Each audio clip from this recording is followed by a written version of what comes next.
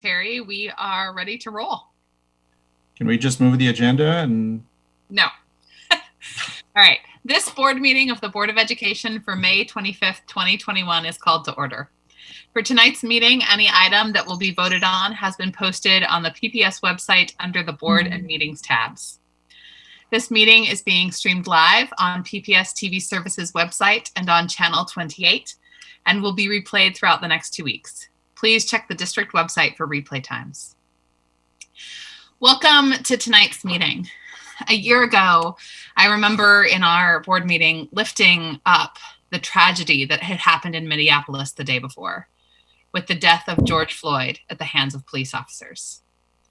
This year has been one of important conversations, important actions, and important work here at PPS, in our community, and throughout our country. And we know we have so much farther to go as we grieve with those who knew and loved Andrew Brown, Ma'Khia Bryant, Adam Toledo, Dewante Wright, and too many others. We as a district have chosen to create system shifts, focusing on our Black and Native students and inclusive of all students, to create change and to make our graduate portrait a reality for all kids. This work is not easy, and I commend our staff for the many, many ways that they have led and lived into these changes this past year and beyond. Tonight's agenda is filled with work that shows demonstrates the clear commitment of our district to change, to make our world as it should be, and to be a place where all kids can grow and thrive. We begin tonight with an important statement celebrating Asian American and Pacific Islander Heritage Month. Our student leaders have spoken so eloquently on this topic in public comment and in other ways. And now Director Brim Edwards brings forth a resolution as we denounce the racist hate towards members of the AAPI community we have witnessed escalate recently, and celebrate all that Asian American and Pacific Islanders bring to this country, to our community, and to our schools. Director Brim Edwards, would you like to proceed?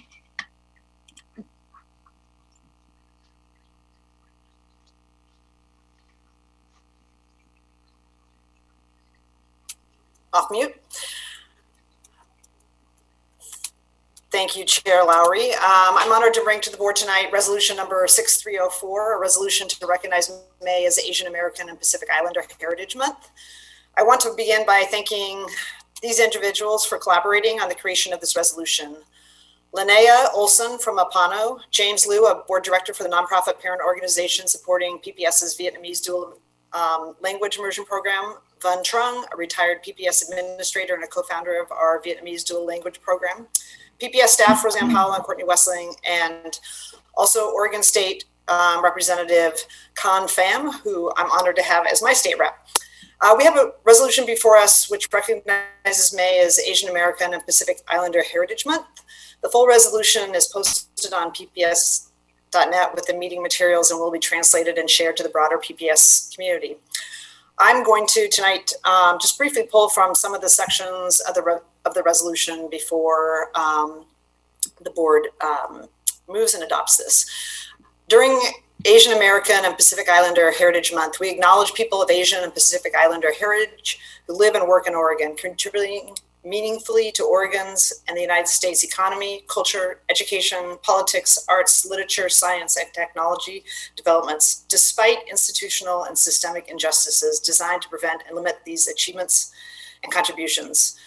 Portland Public Schools has many enrolled AAPI students, and Asian American and Pacific Islander employees serve PPS students in a diverse cross-section of roles and contribute to the accomplishments of our mission, and our students benefit from the continuing efforts to elevate AAPI teachers, principals, school and central office staff, as representation from these diverse communities are important not only for our AAPI students, but also all of our students. The dual language immersion program and PPS honor and enrich the diverse backgrounds of Native, Chinese, Japanese, and Vietnamese speakers while exposing non-Native speakers to diverse, multilingual, and multicultural perspectives. Our district and our community is strengthened by the support and advocacy of organizations like IRCO, Asian Family Center, and APANO, which is the Asian Pacific American Network of Oregon. Oregon has a long history of discrimination against members of the AAPI community, and racially motivated discrimination and harassment is at a high, with a national and local spike in hate crimes against the broader Asian American Pacific Islander community. I want to sort of conclude by reading the resolved portion of our resolution that we're voting on tonight.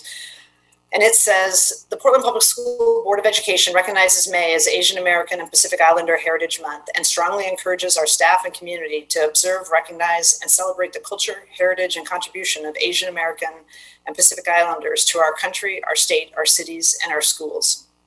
The PPS Board of Education and Superintendent Guerrero see our diverse Asian American and Pacific Islander students and staff. We strongly denounce violence against our Asian American and Pacific Islander community members and continue to explore and embrace ways to better support AAPI students in our schools. And finally, the PPS Board of Education supports Oregon State Representatives CONFAM's legislative proposal to combat anti-Asian hate and bias crimes by fully funding a culturally responsive bias response hotline, enhancing data collection efforts, establishing a bias crime victims relief fund, and continuing to invest in culturally specific affordable housing. Thank you. And again, I'm honored to bring the resolution to the board tonight for its consideration.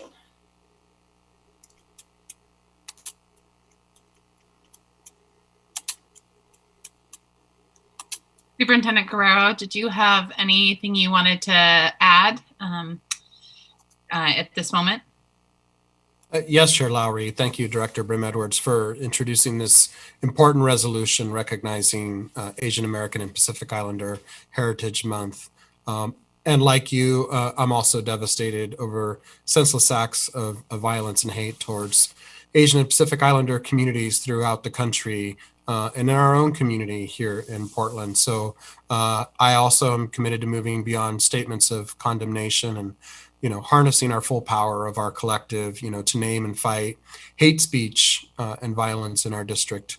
But to add a little bit more, I'd like to introduce our Gretchen Schlag, Director of AVID and Advanced Placement, and Jamie Suhiro, I hope I said that right, Jamie, I apologize, one of our teachers on special assignment, who can share how we've been supporting educators in this critical time of increased anti-Asian American and Pacific Islander sentiment in our community.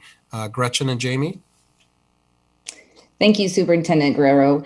Hi, I'm Dr. Gretchen Schlag, Director of AVID and Advanced Placement. Thank you for having Jamie and I tonight to share briefly about what we're doing. I'm actually going to have Jamie do most of the talking. She is one of our teachers on special assignment and has been just a great catalyst and supporter for providing resources to our teachers across the district and really uplifting a lot of their work as they engage with students and really begin to dig in deeply around our culturally responsive practices and more specifically around anti-Asian hate work that they can be doing throughout this month and ongoing, right? Because the work doesn't stop. So Jamie, I'm going to turn it over to you. I know you provided some resources earlier and you have some great things to share with us. So I'm going to let you have the stage right now. Thank you. Aloha kako. Good evening. It's an honor to be here. My name is Jamie Suhiro. I use she, her pronouns. I am Chinese and Japanese American from Hawaii, where my great-grandparents immigrated in the early part of last century.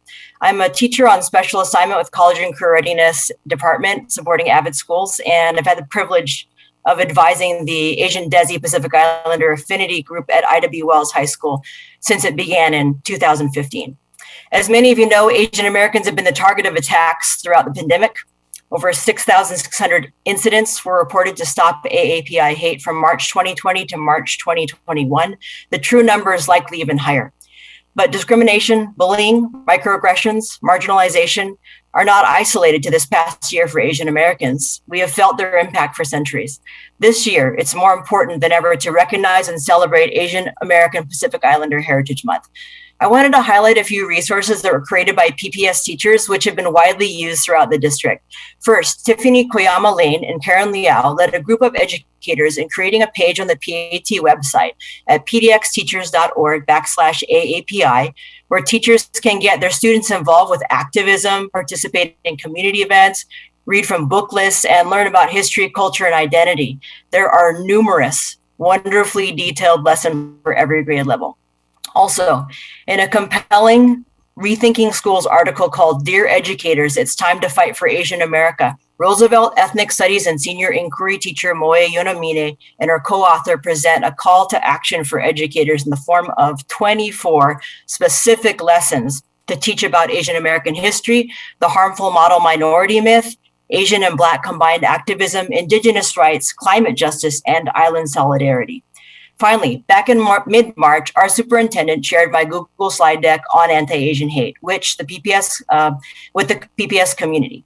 Originally, these slides were a way for me to process my own emotions while cataloging media for friends and family, and eventually they were repurposed as a way for educators and students to enter conversations about the complex history of Asian Americans and the reasons behind the rise in hate crimes. Last week, I updated the deck for API Heritage Month to include slides about current events and representation in the media. It is my hope that these resources will not only raise awareness, but encourage people to take steps toward critical thinking, understanding, empathy, and ultimately action. In the wake of the tragic anniversary of George Floyd's murder, we have seen this past calendar year a resolve to unite.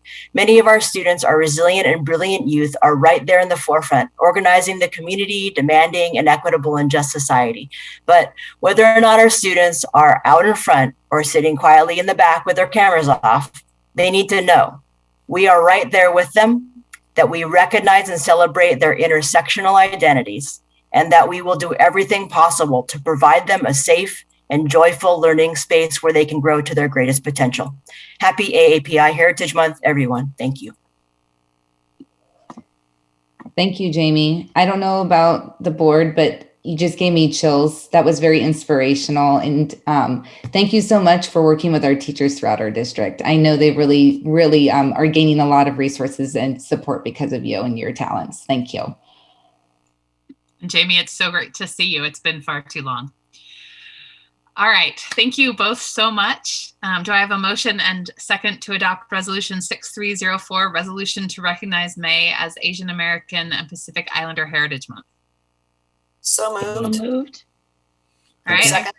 I heard Director Brim Edwards move, but I'll go with Director DePass because then Director Brim Edwards seconded. So Director DePass moves and Director Brim Edwards seconds the adoption of Resolution 6304. Is there any board discussion? I didn't move or second. I think it was someone else. Was it Amy? Okay. You? I heard a woman's voice. I'm sorry, it was Amy. So Amy, Director Constam moves and Director Brim Edwards seconds. Thank you for clarifying, Director DePass. It's sometimes hard to tell on Zoom. All right, is there any board discussion? I just want to say that, we received a lot of communication from our students, and there's been a lot of activism in our high schools, especially around some unfortunate incidents of hate, but also just around the general climate in our community and in our country. And, passing a resolution doesn't address the problems, but work like Jamie's work does address it. And it's just means a lot to me to continually see our students acting in that role, which is the portrait of a graduate that we have, be advocating for change, advocating with urgency, pressing us on action. And this was just another example of that. I totally appreciate the work of staff on preparing specific lessons that can be used just to reinforce all the points in the resolution. So thank you for that. And I want to thank Director Brim Edwards for her leadership on making sure that this item was brought forward. So thank you, Julia, for the heavy lift on that and for especially your work in including so many of our community partners. This is work we don't do alone. So thank you for that. I wanted to also just appreciate Jamie. It's great to see you, and thank you for your leadership for our students. And the rise in hate is one reason that we need to keep talking about subjects, regardless of whether they're difficult or not, especially when they are difficult. Thank you for being here. Ms. Bradshaw, is there any public comment?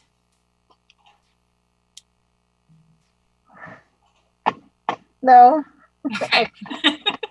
The board will now vote on Resolution 6304, resolution to recognize May as Asian American and Pacific Islander Heritage Month.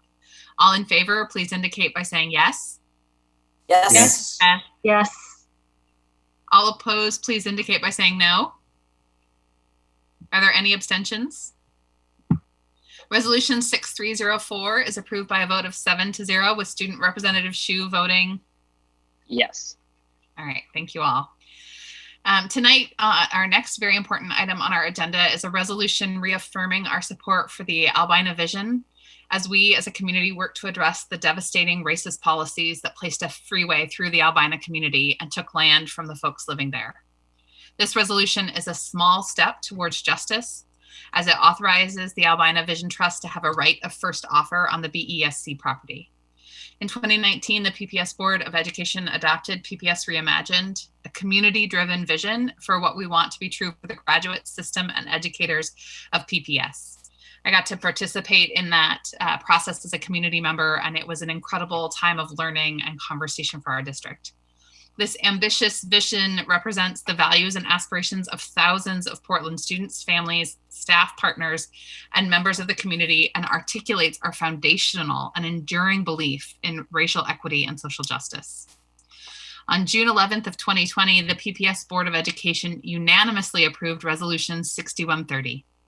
In this resolution, we declared that the lives of Black students and our Black community matter, and we committed to working with the superintendent and the Portland community to create the conditions for every student, but especially our Black and Native students who experience the greatest challenges to realize the vision of the graduate portrait. We also recognize our fiduciary responsibility to preserve and maintain our real property assets in a manner that will serve current students and future generations. As an educational institution and as the organization's Board of Education, we have a moment, an opportunity to lead, not with race-neutral plans, but with an anti-racist agenda that amplifies an intergenerational healing process among students, their families, and our community. And today of all days, when 1 year ago today, the brutal murder of George Floyd occurred, it is a moment for our community and this school board to reflect and to take decisive action to do right by Black families and students. Superintendent Guerrero, would you like to continue this very important resolution? Thank you, Chair Lowry and directors. I'm really excited about this particular resolution. You're going to get a chance to hear my own reflection a year in the anniversary of George Floyd. But tonight, I think this is an important recognition in that we've seen over these last 15 months just how central schools are to communities as hubs. We also know that no matter how central a role schools might play, we can't do this work alone in supporting our community, our children, and our youth. Strong partnerships, strategic partnerships, partnerships rooted in our shared goal of supporting the success of Black, Native American, and PPS students of color in particular are a necessary part of our success as a school system and a city. Tonight represents a major milestone because the board's considering a vote on a particular kind of partnership, one that has the ability to transform the experiences and opportunities for Black Portlanders, including and especially our own students and their families. Tonight's agenda item comes to the school board after many months of discussion between senior staff, the Albina Vision Trust, and Multnomah County. I want to share my public appreciation to our PPS real estate team also for working in a spirit of collaboration and with our district's core values at the forefront of your recommendations and decisions. So thanks to you, we've reached this historic moment for PPS and our city. I also want to give thanks and appreciate key stakeholders in this effort, Rakaya Adams, Winta Johannes, and the Albina Vision Trust team for your partnership, for your friendship, and for always pushing us to think bigger, better, and brighter on behalf of Black children. So I'm excited for us to do something remarkable, right, Rakaya? I also want to express my gratitude to Chair Kafori, Commissioner Jayapal, and Multnomah County, This year, our organizations worked closer together in service of our community's families in response to COVID-19. Your critical leadership and support of this effort is key in our collective effort to create a brighter, more equitable future for our children and families. So I'm proud to be at the table with you in this effort. I also want to acknowledge our Black community leaders and elders who are here with us tonight. Thank you for your visionary leadership and for your standing with us to reimagine PPS. I look forward to continuing to authentically listen, learn, and partner with you, our community's Black elders, and listen to our Black youth as we continue to address the pervasive inequities and cultural norms that impact our collective path to success. So as I turn it over to Director DePass and Director Brim Edwards to share more about tonight's board action, I want to thank you all as well.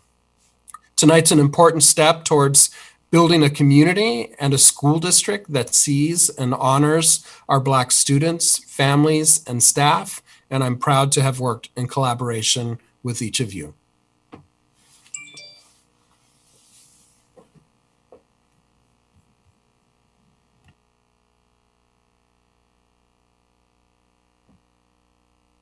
Go off mute. Thanks for your patience. I'm feeling some kind of way tonight about the board's resolution to affirm the support for the Albina Vision Trust that's in front of us tonight. Perhaps it's because it's the 1-year anniversary of the murder of George Floyd, or that we're at the end of a tail end of a pandemic. I've just recently allowed myself to breathe, but I am feeling hopeful for the work ahead. In any case, an important aspect of this work is the acknowledgement of the permanence of the cultural and institutional racism that has existed in our system since its inception.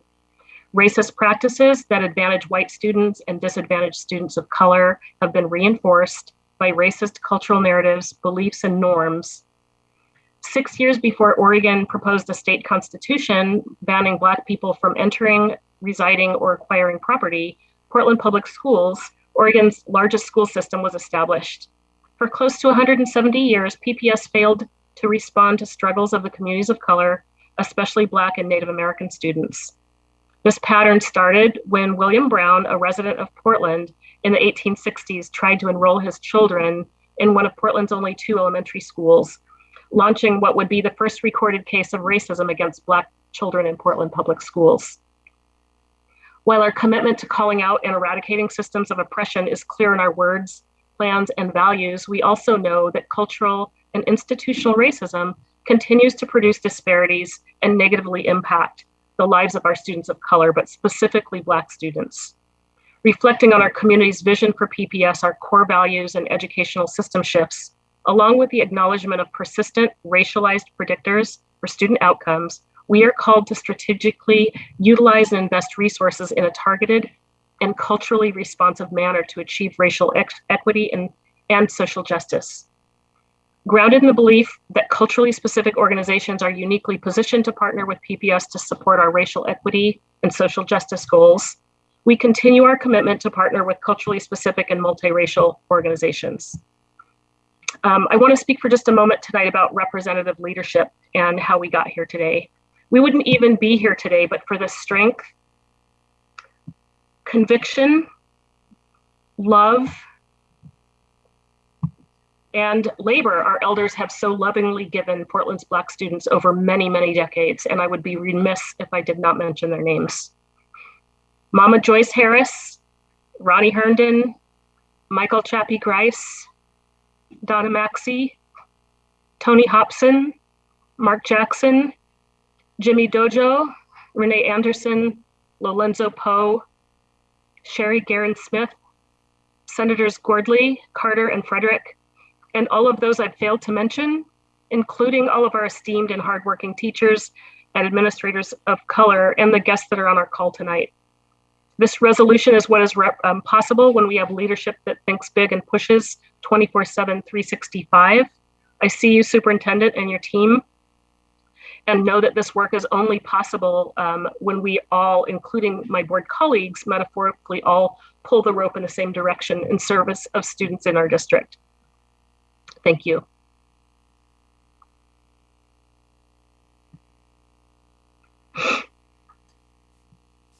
Director Brim Edwards, would you like to introduce our first speakers, make some comments, and then introduce our first speaker tonight?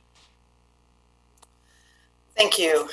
And I'd be remiss if I just didn't pause and second Director DePass's recognition of the community leaders who, in my 55 years with PPS, I've seen many of them model leadership on behalf of their community and on behalf of the entire community.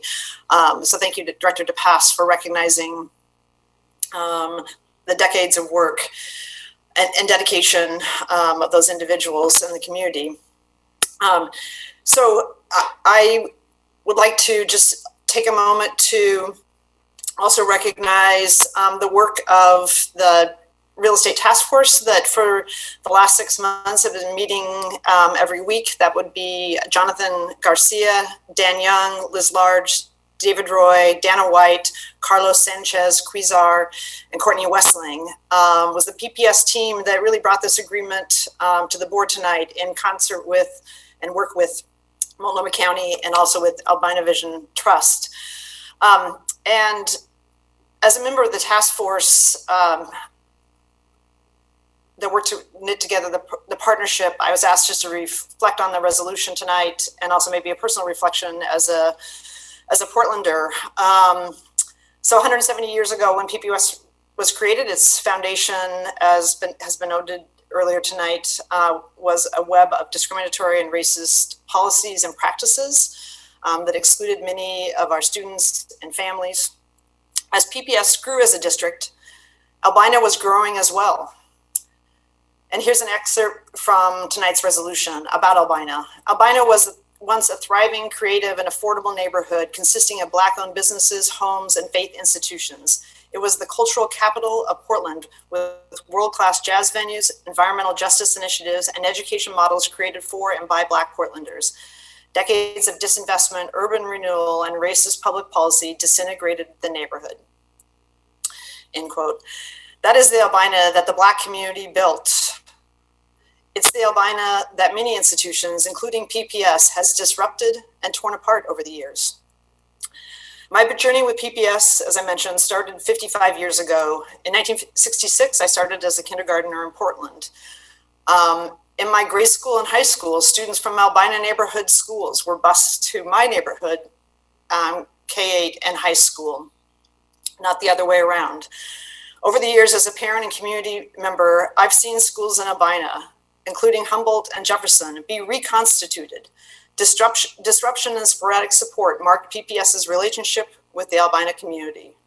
The federal No Child Left Behind legislation further undermined the school communities in Albina, leading to the closure of some and the sort of constant change, reorganization, and others. In 2003, I had the honor of serving my first term on the school board, and I co-chaired the board with Lorenzo Poe, who Director DePass mentioned earlier. And Lorenzo is a proud graduate, as he always reminded me, of Jefferson High School. And he taught me deeply about the two Portlands. So when many white middle-class Portlanders proudly talk about the strength of their urban public schools here in Portland and compare them to the less successful urban districts around the country, I'm reminded of the other Portland that Lorenzo taught me about.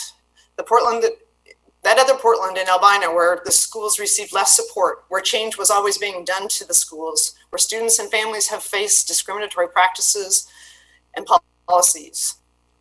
Last year, the community passed a bond overwhelmingly to rebuild Jefferson High School and co-create with the community a center for Black student excellence. Portland Public Schools didn't harm the Albina schools through one devastating and destructive action, rather through a series of actions. And we can't now say we've done our work through one action like tonight. Rather, will be a continuum of actions. And tonight is one of those nights. It is one action in a continuum. A sense of place is incredibly important. In the past, PPS has marginalized and disrupted the school community in the Albina neighborhood. Tonight, we're entering into partnership with the Albina Vision Trust and Multnomah County to elevate and support our Black students, their families, the historic Albina neighborhood, and our long-term racial equity vision.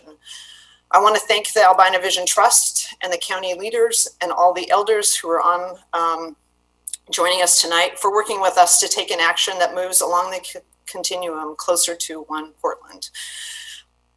So thank you to everybody who brought us to this point tonight.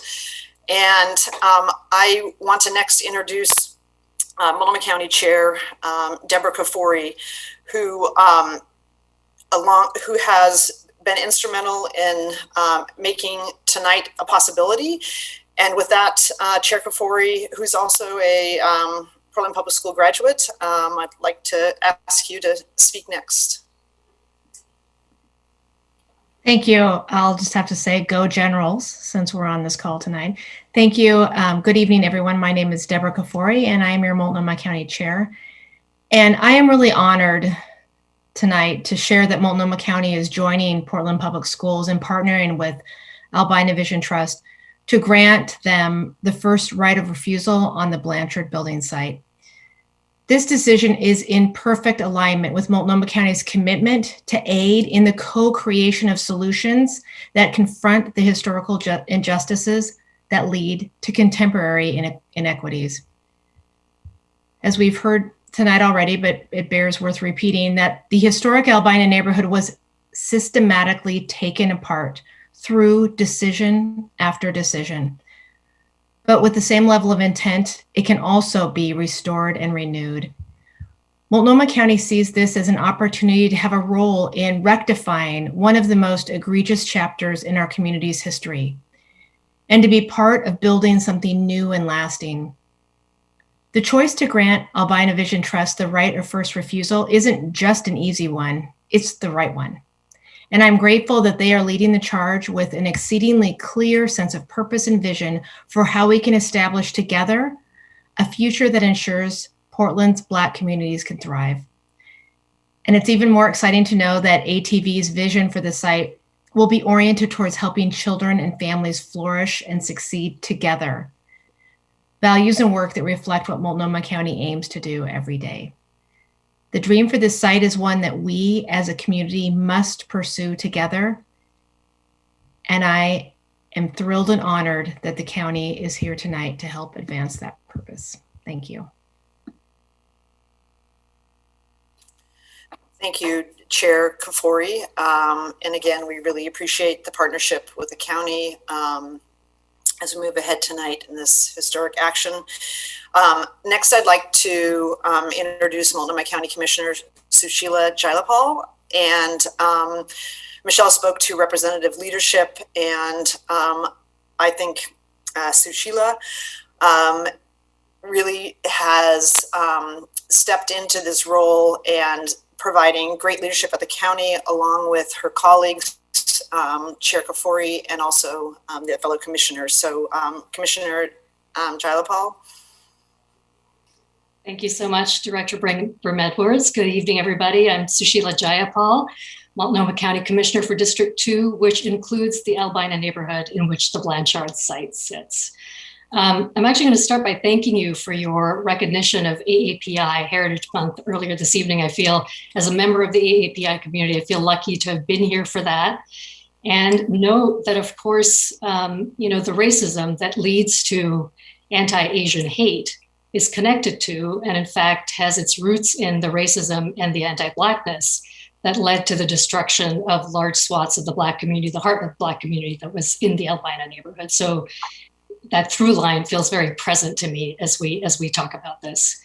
I realized as I was preparing these remarks that the last time I was before you all was almost exactly 1 year ago. It was June 2nd, 2020, 1 week after the murder of George Floyd. And I was here at that time to urge you to include the rebuild of Jefferson High School in your 2020 bond referral. And I thank you so much for doing that.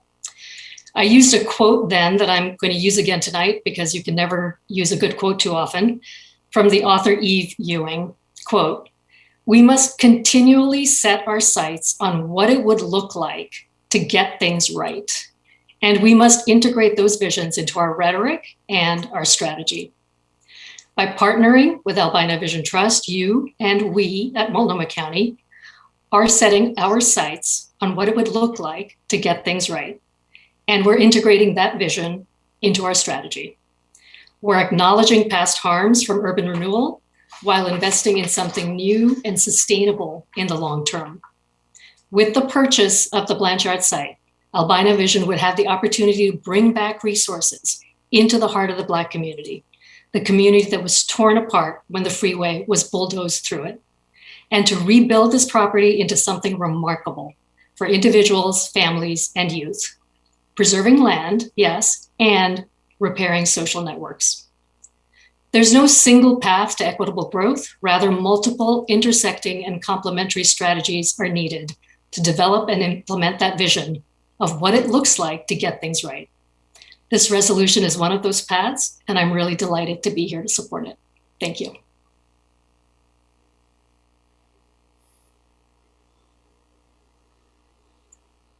Michelle, would you like to introduce our guest from the Albina Vision Trust?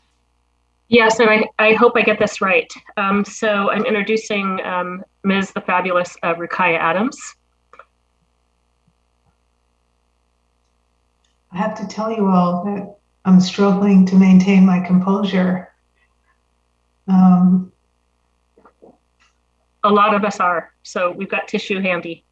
Chair Lowry, you started this meeting with a shot through my heart. So thank you for framing this in its importance. I look at Wenta's young face and I see our future, and I almost can't hold it together, but I'm going to try, okay? I am a PPS student. I went to Martin Luther King Elementary School and Harriet Tubman Middle School, and when I was there, Paul Coakley, whose son was just recently promoted, implored us to be bold, to be visionary, to walk in the room like we own the place. Now, it took me 40 years to actually do that, but it is a true gift to engage with the various forms of government and oversight in such a constructive and loving way. What you are doing is teaching us how to love in public policy and civic leadership. In return, the Albina Vision team will commit to excellence, will commit to healing, will commit to shared prosperity for generations. You must change the way you govern to drive equity, and we must change the way we're governed to heal and evolve. And this is the first step in that.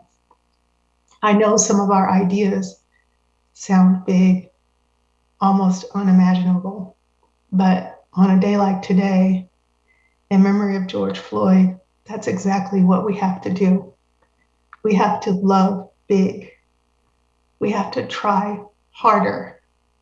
We have to trust each other and step into new partnerships that will transform how we live together.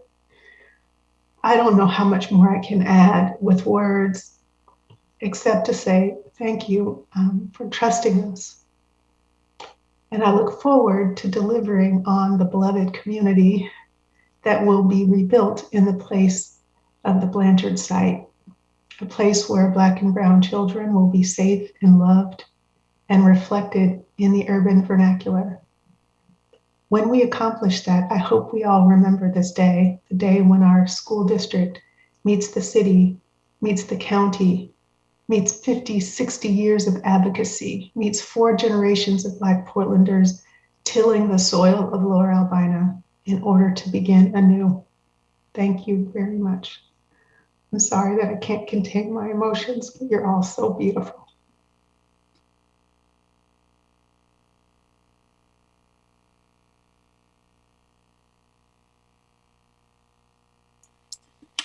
Director DePass, would you now please introduce Senator Abel Gordley?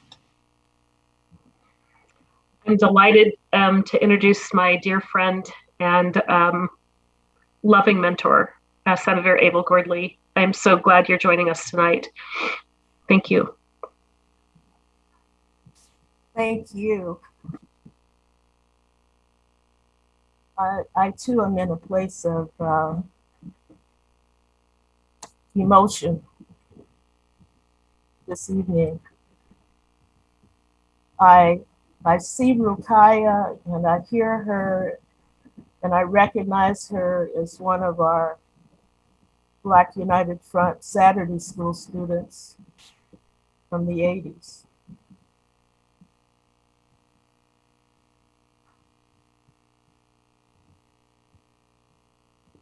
I've lived in Portland for 74 years.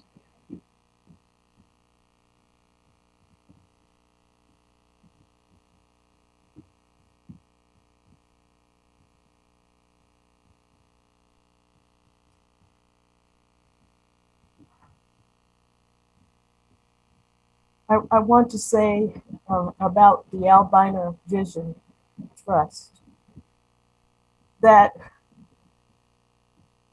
this organization is the correcting influence,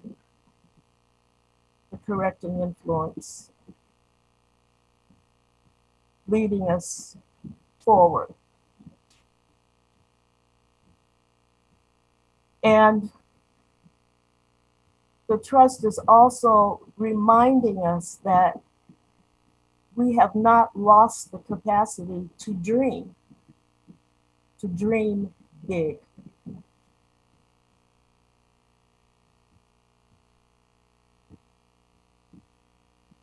I think about my journey with and through Portland Public Schools, starting with grade school at Boise, and then later Highland. Highland became Martin Luther King Junior Elementary, Girls Polytechnic High School. In the years 1979 forward, advocating with others in our Black community, led by the Black United Front,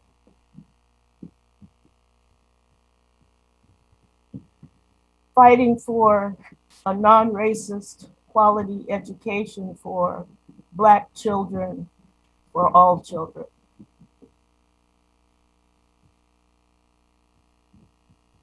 And so now we are at a moment that will lead us to some transformation. And I want to say to Michelle DePass about this moment. Thank you for your courage and leading with integrity, using your voice with integrity. Michelle, thank you for standing in the gap.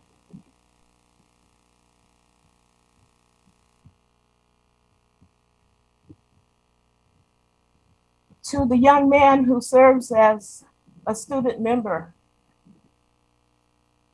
on this board, Nathaniel. I've been watching you, Nathaniel, and I know one of the things you do well is listen deeply. I hope that you take in every single word that is said this evening, commit it to your heart's memory.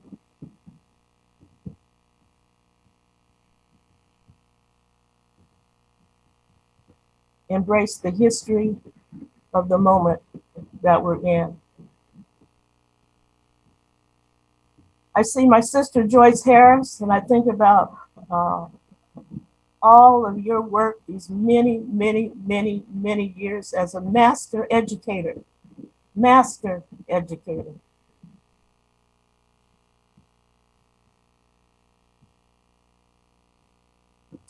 There will be a building named for you, my dear.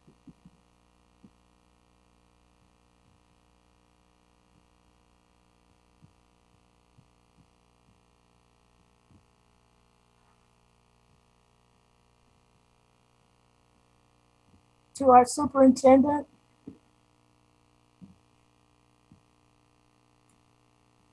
thank you for choosing Portland. Thank you for remaining here. Thank you for leading with an open heart.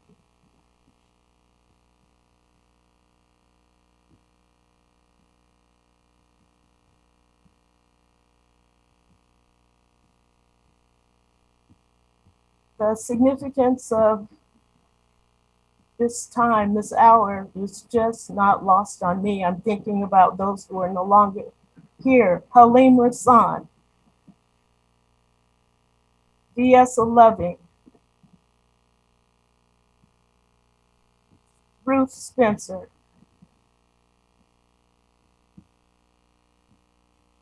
still with us, Carolyn Leonard,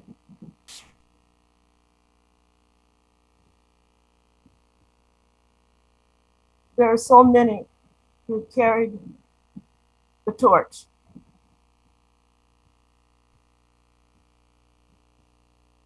Rukaya, Winta, Michael Alexander, I see you.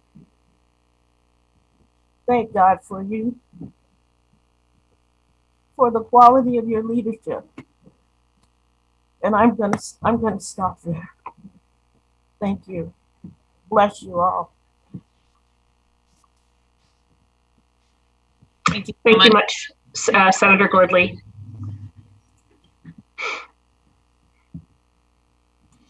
Thank you so much, Senator Gordley, and to all of our speakers. And thank you, Rakaya, for your words. Do I have a motion and a second to adopt Resolution 6303, resolution affirming support for the Albina vision and authorizing right of first offer? So moved. Second. Again?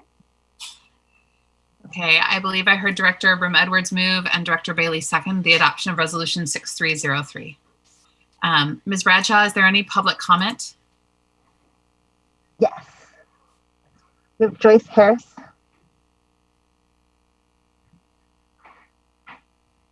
I also, in my script, I have that Mr. Alexander was going to speak. I don't know if that's been changed at the last moment, but it would be wonderful to hear from him if he would do so. Is he on the public comment list, Jonathan? Yes, okay. And Ms. Harris, you're muted, so we didn't hear you begin there. Yeah, this is an emotional moment for all of us because we have been through some trials and tribulations. And when I look, my message is really to the young ones. I'm at that stage where I can call you young ones. Rakaya, Kali, Winter. It is truly a celebration of us to see you young folks carrying the torch. As you can see, Avell, myself, Ronnie, we've been through some trials and tribulations, and it's beginning to show. When you have to take a nap a couple of times a day just so you can speak and look presentable. I am so proud of the work that you all have done and continue to do. I mean, there's nothing more exciting than to see the fruits of your labor being carried on. I mean, I just, what can I say? To know that we are leaving our community in strong, talented hands, that I know that everything is going to be all right. So I just want to say thank you to the young folks. Y'all got a lot of work to do, but I know that you can do it.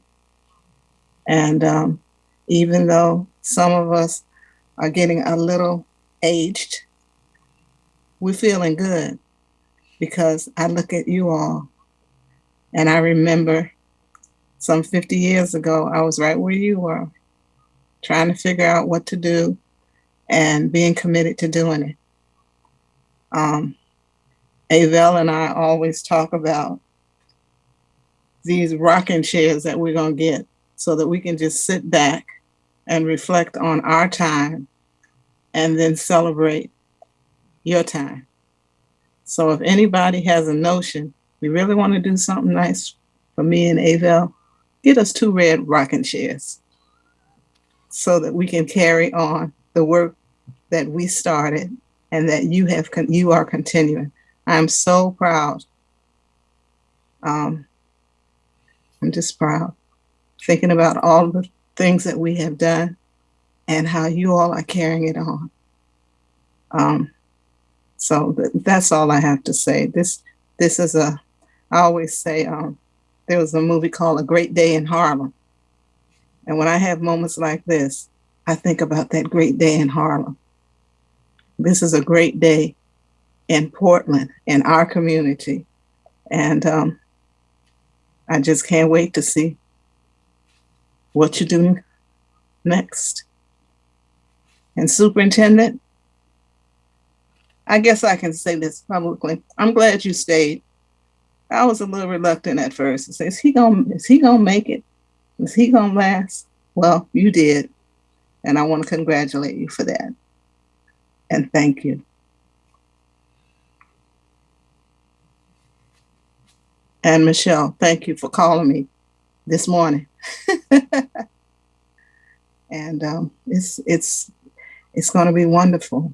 I'm looking forward to this Center for Black Excellence. Oh my goodness. It's going to be amazing. And I will be a part of it. If that's all right with you, Kali. Okay. And Julia, thank you for staying in the struggle with us. I didn't realize you had been here for such a long time, but you've been doing good work. Thank you. Bye-bye. I'm gonna let y'all go. I'll be like Rakaya. You're sniveling. Thank you so much for being here. Yes. Thank you. We have Cleland.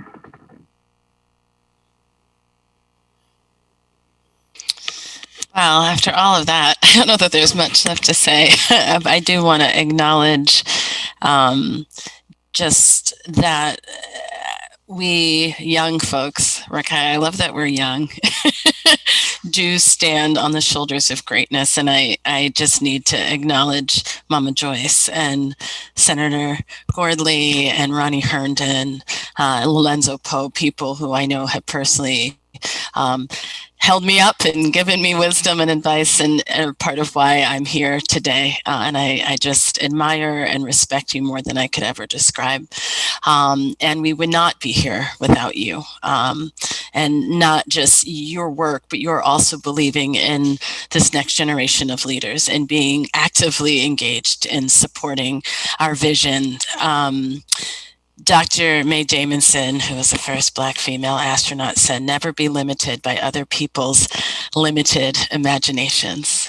Yes. And I'm just so proud and happy that PPS was not limited by what maybe they could not fully see. Rakaya had a vision for change in community that centered the humanity of Black people, that centered our history, and most importantly to me, centers children. And today is a step in the right direction of actualizing that. All of you are part of history. One day, children will look back on this day, and they will look back at this recording, and they will see your faces, and they will see that you have stood for justice, that you have stood for children, for the Black community, and really communities of color who have been disenfranchised for too long. So I thank all of you. Ron Heifetz talks about leadership being dangerous, and I really do believe leadership and equity right now in education is under attack, and we are seeing it throughout our state and throughout our nation. And so making bold decisions to support things that are explicitly about enhancing Black communities to thrive and rectifying historic wrongs is not an easy decision, and I don't think any of us take it lightly. I thank you for your leadership, for your boldness, for your willingness to be out there, recognizing that there may be articles about you for giving into radicalism, but I'm excited because we are imagining together and we are carving out a place in history where all of our children can truly thrive, where they can be seen and valued, and their humanity and education and all of the things that we say matter to well-being can be on full display. So it is a privilege to be here tonight. It's a privilege to partner with Albina Vision Trust on our vision for the Center for Black Excellence. And I'm just so thrilled and excited about what's to come. Thank you.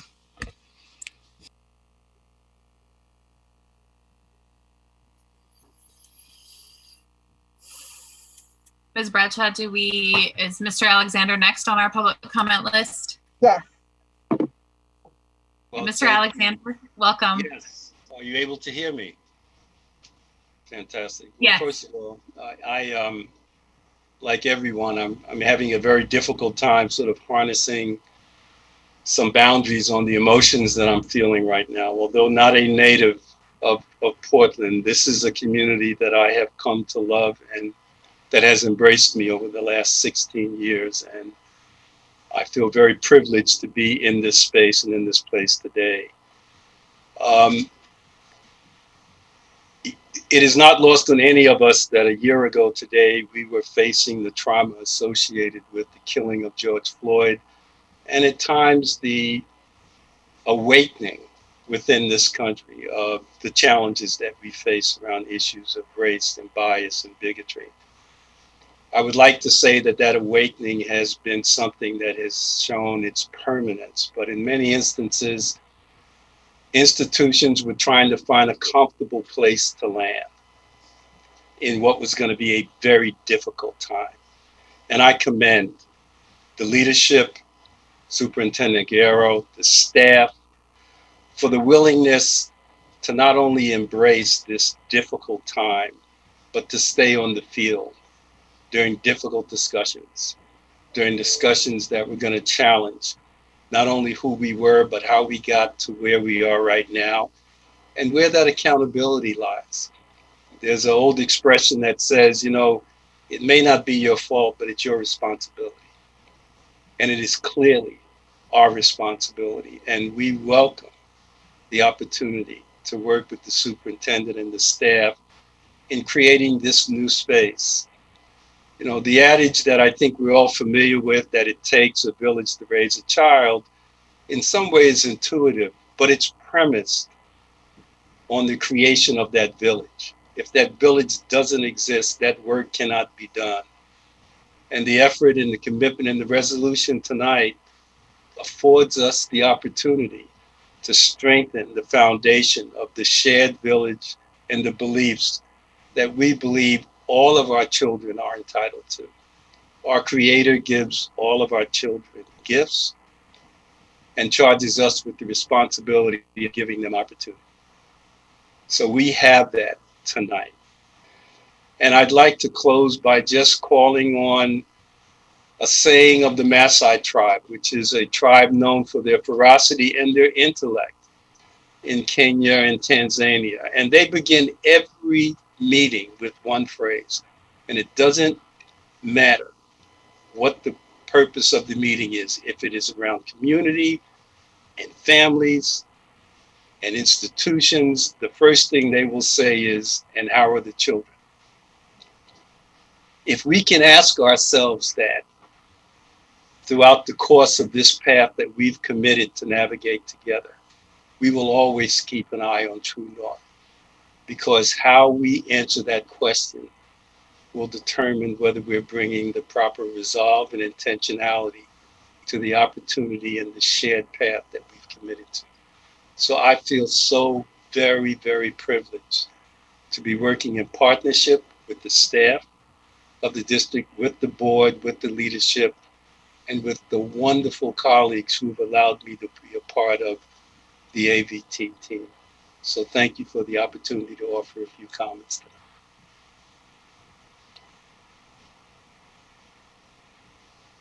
Ms. Bradshaw, do we have further public comment? No, that concludes public comment. I see Winta on my screen, and I just wanted to make sure. Winta, did you want to speak? Would you like to take a moment, or are you good? I can't hear you, sadly. Okay, I apologize for whatever reason that the sound there didn't work, but wanted to recognize that you are here as well, looking young, apparently, and wanted to thank you for your presence and for all of your leadership and work as well this evening. Is there any board discussion of Resolution 6303?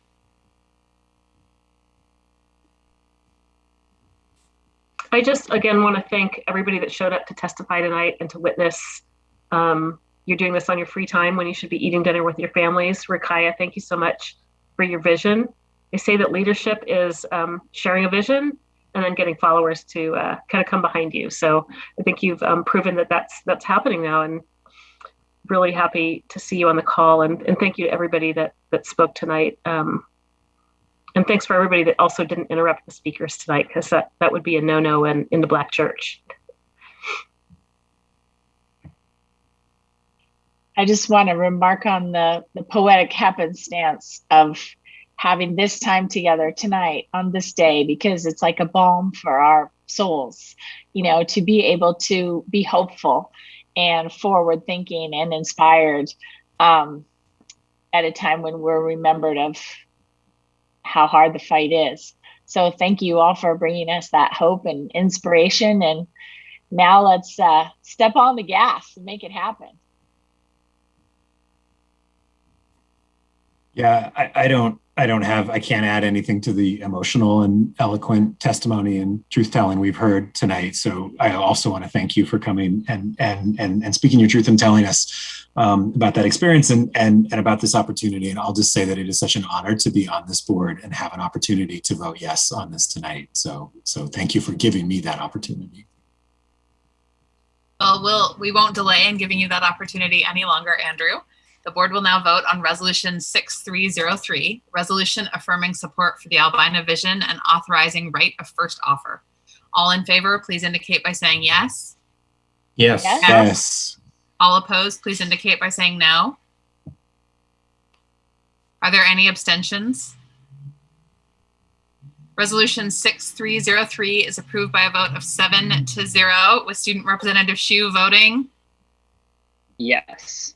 All right.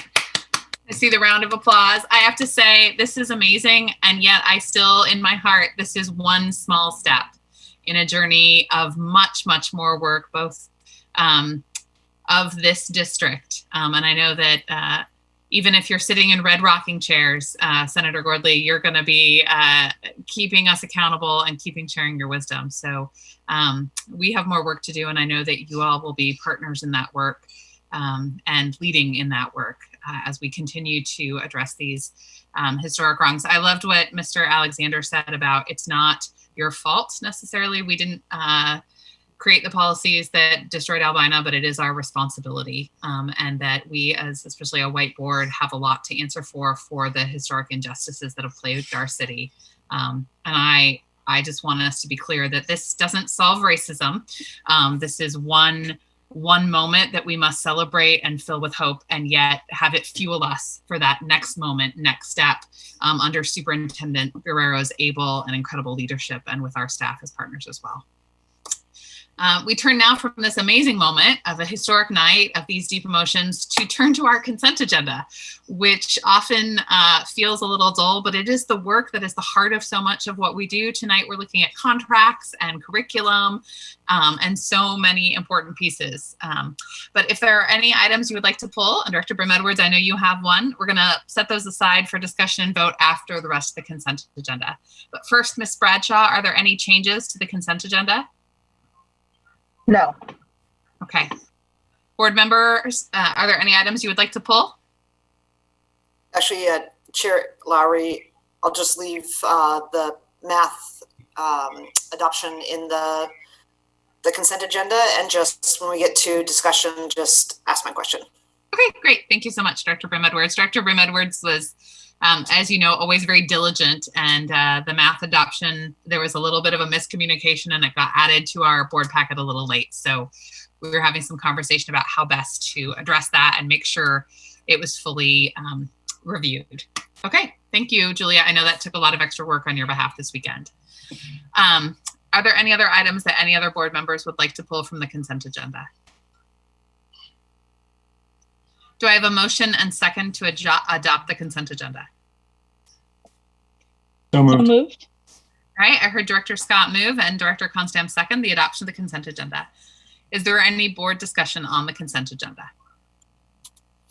Sure, I just had one question, and it's around the math adoption, which is a $4 million contract, and this is part of our ongoing curriculum work, and that's being paid for by the bond. And the question I had for staff that I'd sent before, I'm just going to ask one of them, is around sort of the feedback loop that we have and evaluating the effectiveness. I know that as the adoption was underway and being considered, there was lots of field testing and teachers involved in that, and I'm just interested in the other end of things. Dr. Valentino, our Chief Academic Officer, would be the appropriate person, and all of our curriculum adoption processes will reflect something similar to what he's about to share with you. Great, then I won't have to ask the question for the next ones.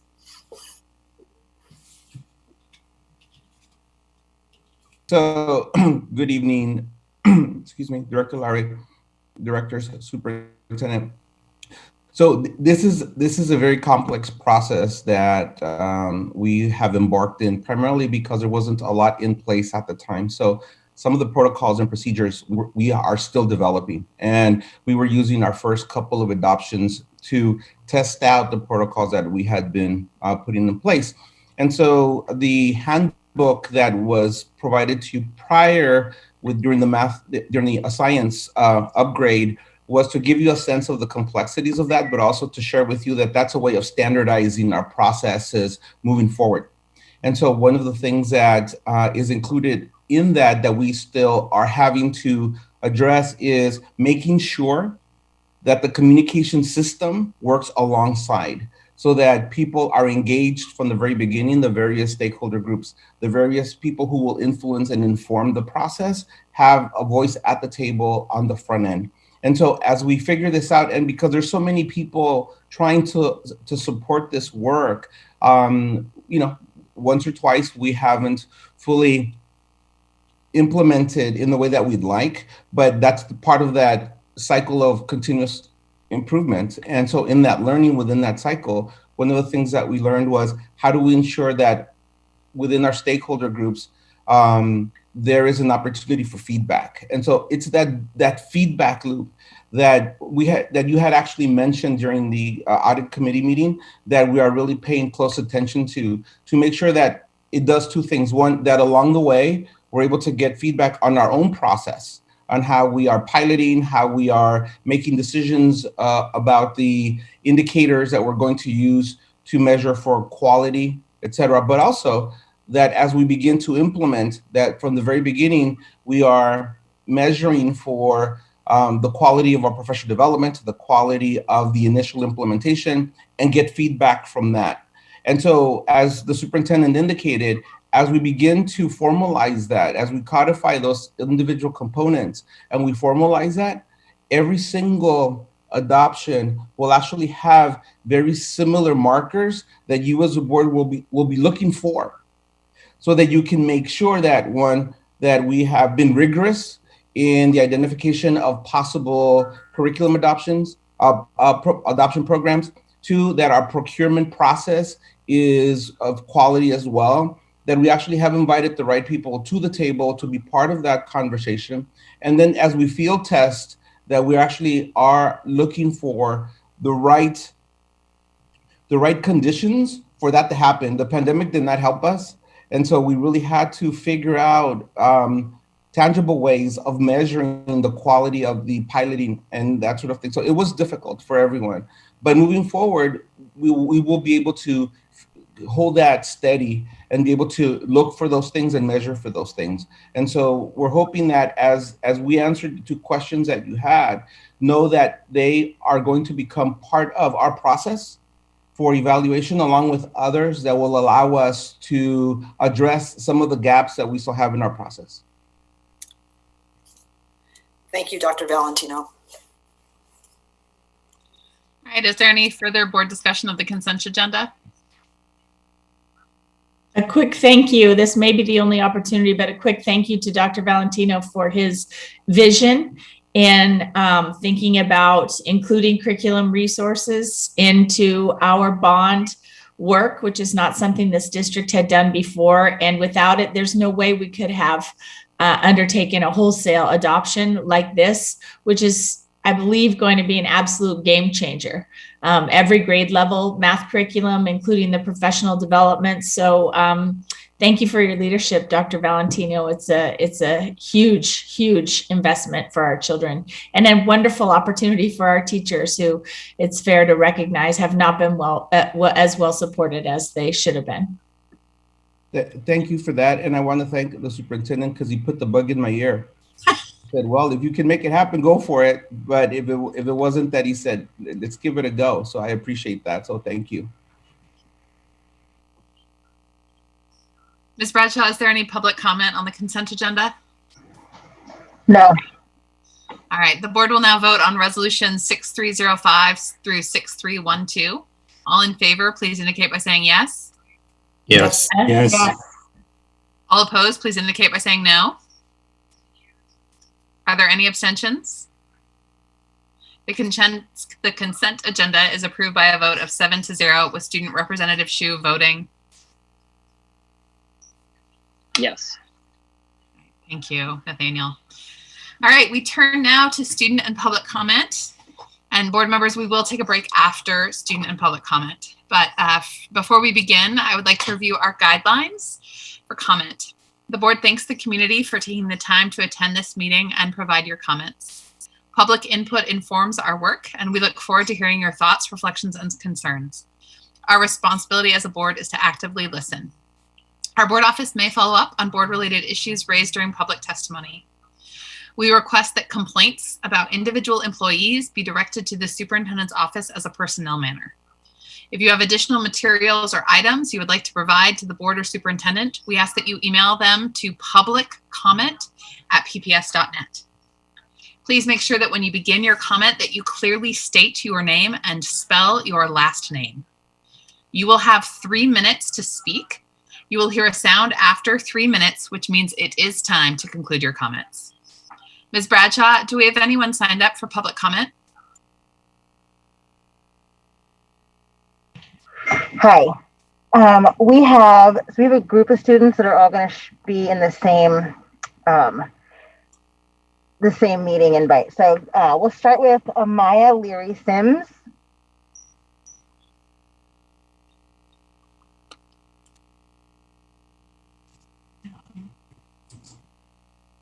And you'll introduce yourself. Hi, my name is Amaya Leary Sims, LEARYSIMS, and I'm going to read you my plastic pollution book. Acknowledgement. Today, I would like to acknowledge that we are standing on the homeland territory of the Multnomah, Clackamas, Chinook, and many other tribes who lived along the Columbia and Willamette rivers. I extend my respect and gratitude to the many Indigenous people and ancestors who call these lands home. Dear PPS board members, my name is Amaya. I'm writing you because of how much plastic I'm seeing in Berger school lunches. If you didn't know, plastic is polluting the air and is creating toxic microplastics. As an activist, it's my job to encourage others to reduce plastic use because all it does is end up in a landfill or the Great Pacific Garbage Patch, or it might degrade. If it keeps degrading, it will travel farther because it will float on lakes, rivers, oceans, and then the wind might pick it up and it will fly to other places where other people will have to deal with it in other countries, but can also be transferred by people who can ship it in container ships. If you keep using too much plastic as you do in our lunches and just in the PPS business, in the year 2048, the ocean could turn into a plastic swamp with less fish, because I bet you didn't know, but almost nothing can survive without clean, healthy waters. Air pollution. My first reason for you to reduce plastic is that it's polluting our air and changing its quality completely. Burning plastic does give a small amount of space for landfills, but it also releases carbon dioxide, dioxin furans, and not to mention volatiles. Carbon monoxide is a tasteless, colorless, and odorless gas that can kill you. Trees suck in carbon dioxide. It makes a difference to take away chemicals that go in the air from people that burn carbon from fossil fuels, but it's still not enough to reduce all the carbon out of all the air. One, because trees can't do it all themselves. Second, even if trees did reduce all the carbon out of the air, people would still burn plastic. We could still leave a lot of it in the air. Microplastics. My second reason for you to reduce plastic is because plastic breaks down into micro pieces called microplastics. Did you know that when you use plastic bags, it usually takes plastic bags 10 to 12 years to degrade? However, when they do degrade, they're usually on the road to fish bellies, because fish can blindly mistake plastic for food and die. But another human might eat the fish before it consumes too many plastics. In reality, that human would be eating microplastics. Microplastics are tiny particles that stick onto bags, bottles, and other plastic materials. When you use all these plastic things, these particles are free to stick on the food of our lunches, and then we end up eating these particles. Alternatives instead of plastic. I understand if you do not have a lot of cooks in British school, but it's still not a good excuse to get a bunch of food wrapped in plastic just because you do not know the causes and extreme torture it does to Mother Earth. You cannot wrap food in plastic because it releases 12 harmful chemicals that are all cancerous. However, you can wrap food in bush paper. For it is not plastic, it does not have plastic chemicals, and it's very recyclable. If you hire cooks, you do not have any reason to buy food wrapped in plastic. The cooks could use an alternative to plastic, butcher paper, if people want to do takeout. I have other alternatives if you cannot hire any cooks or chefs. First, you can be serving fresh fruits and vegetables, such as apples, salads, peaches, mangoes, oranges, and my personal favorite, plums, dark plums. All of these foods are healthy and don't cost a lot. Second, I am certain there are lots of cooks in British student families. I am sure that at least some of the parents could start cooking meals for the student in British School Elementary School. I've seen the kitchen in British School. We have all the basics, such as stoves, refrigerators, and other alternatives. You could buy metal silverware and silicone utensils and wrap. Conclusion. In conclusion, I hope you learned something in the 12 pages I read to you. I want you to understand that if you keep using all of these single-use plastic wrap things go very wrong in the next 7 years with the ocean, rivers, and lakes, which is exactly why I made this book for you. I cannot wait one more second knowing that sea life is dying just because of plastic. So do it for the earth and stop your plastic use. And what's more, you can easily begin with paper bags and sell-fresh fruits, hire your student families to cook, and it's much more healthier, and I'm sure that your use of plastic would shorten much, much more. This is only the beginning. We must continue doing these alternatives if we are to make a difference. And lastly, do it for all these kids that are going to grow up on the planet. Do it for the world, do it for yourself. Thank you for considering all of this. Thank you, Miss Amia. Thank I you. wanted to just thank you for being so brave to come to us tonight, and also let you know that I am anti-plastic also. I've committed in my own home to use no plastic. It's very hard, and I'm not 100% yet. Thanks for being here. Really good alternative. So, welcome. Thank you. Next, we have Diane Christina Rax.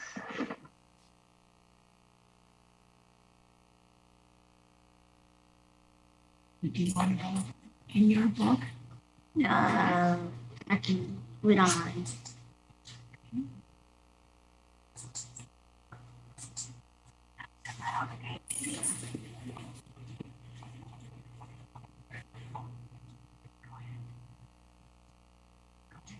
My name is John Paul Ollal, O-L-L-A-O-L. My name is John Paul. I go to Portland Public Schools. Ms. Shankwarther has taught us all about plastic. We have read articles about climate change. It has forced refugees to leave their homes because it gets too hot to live and they can't even grow things. For example, where I'm from, Palau, they have banned plastic because it is hurting animals on land and in the ocean. Plastic bags are bad and for the most part unnecessary. Plastic pollution is so bad that more than 5 trillion pieces are already floating in our ocean. And around the world, nearly 1 million plastic beverage bottles are sold every minute. I'm writing to PPS board members because I want you to reduce the use of single-use plastic in our lunches. PPS should reduce plastic in our lunches because my island, Palau, is getting destroyed and it's harmful to people. My first reason I want PPS to reduce plastic in our lunches is that my island, Palau, is getting destroyed from plastic. I'm in the United States, but my aunt is in Palau. When she calls and tells us about the beach because she always sees trash such as plastic just washing up on the beach. Palau became the first country to ban harmful sunscreens that are toxic to coral reefs. My grandfather has a company for beach cleanups, and he makes laws like no fishing zones.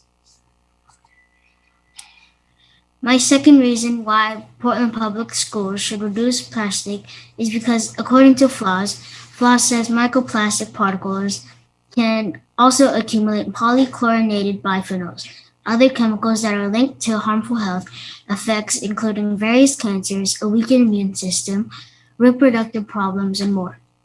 Once these chemicals are inside of us, even low doses may have an effect. This makes me feel sick because I eat the food that has plastic in the animal's body, and we are basically killing ourselves, but we don't know it.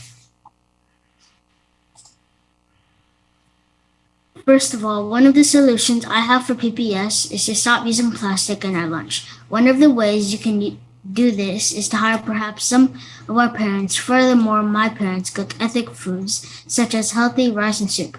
We could also introduce different kinds of vegetables and fruits for students, thus making healthy students. We could use the old-fashioned way of using washable bowls and silverware. Also, since there are many cultures in our school, it would be a wonderful education to share with you my Palau foods. In conclusion, I have given you plenty of examples to reduce the use of single-use plastic in our school lunches. Perhaps you could try recycling at least the plastic bags that hold our lunch.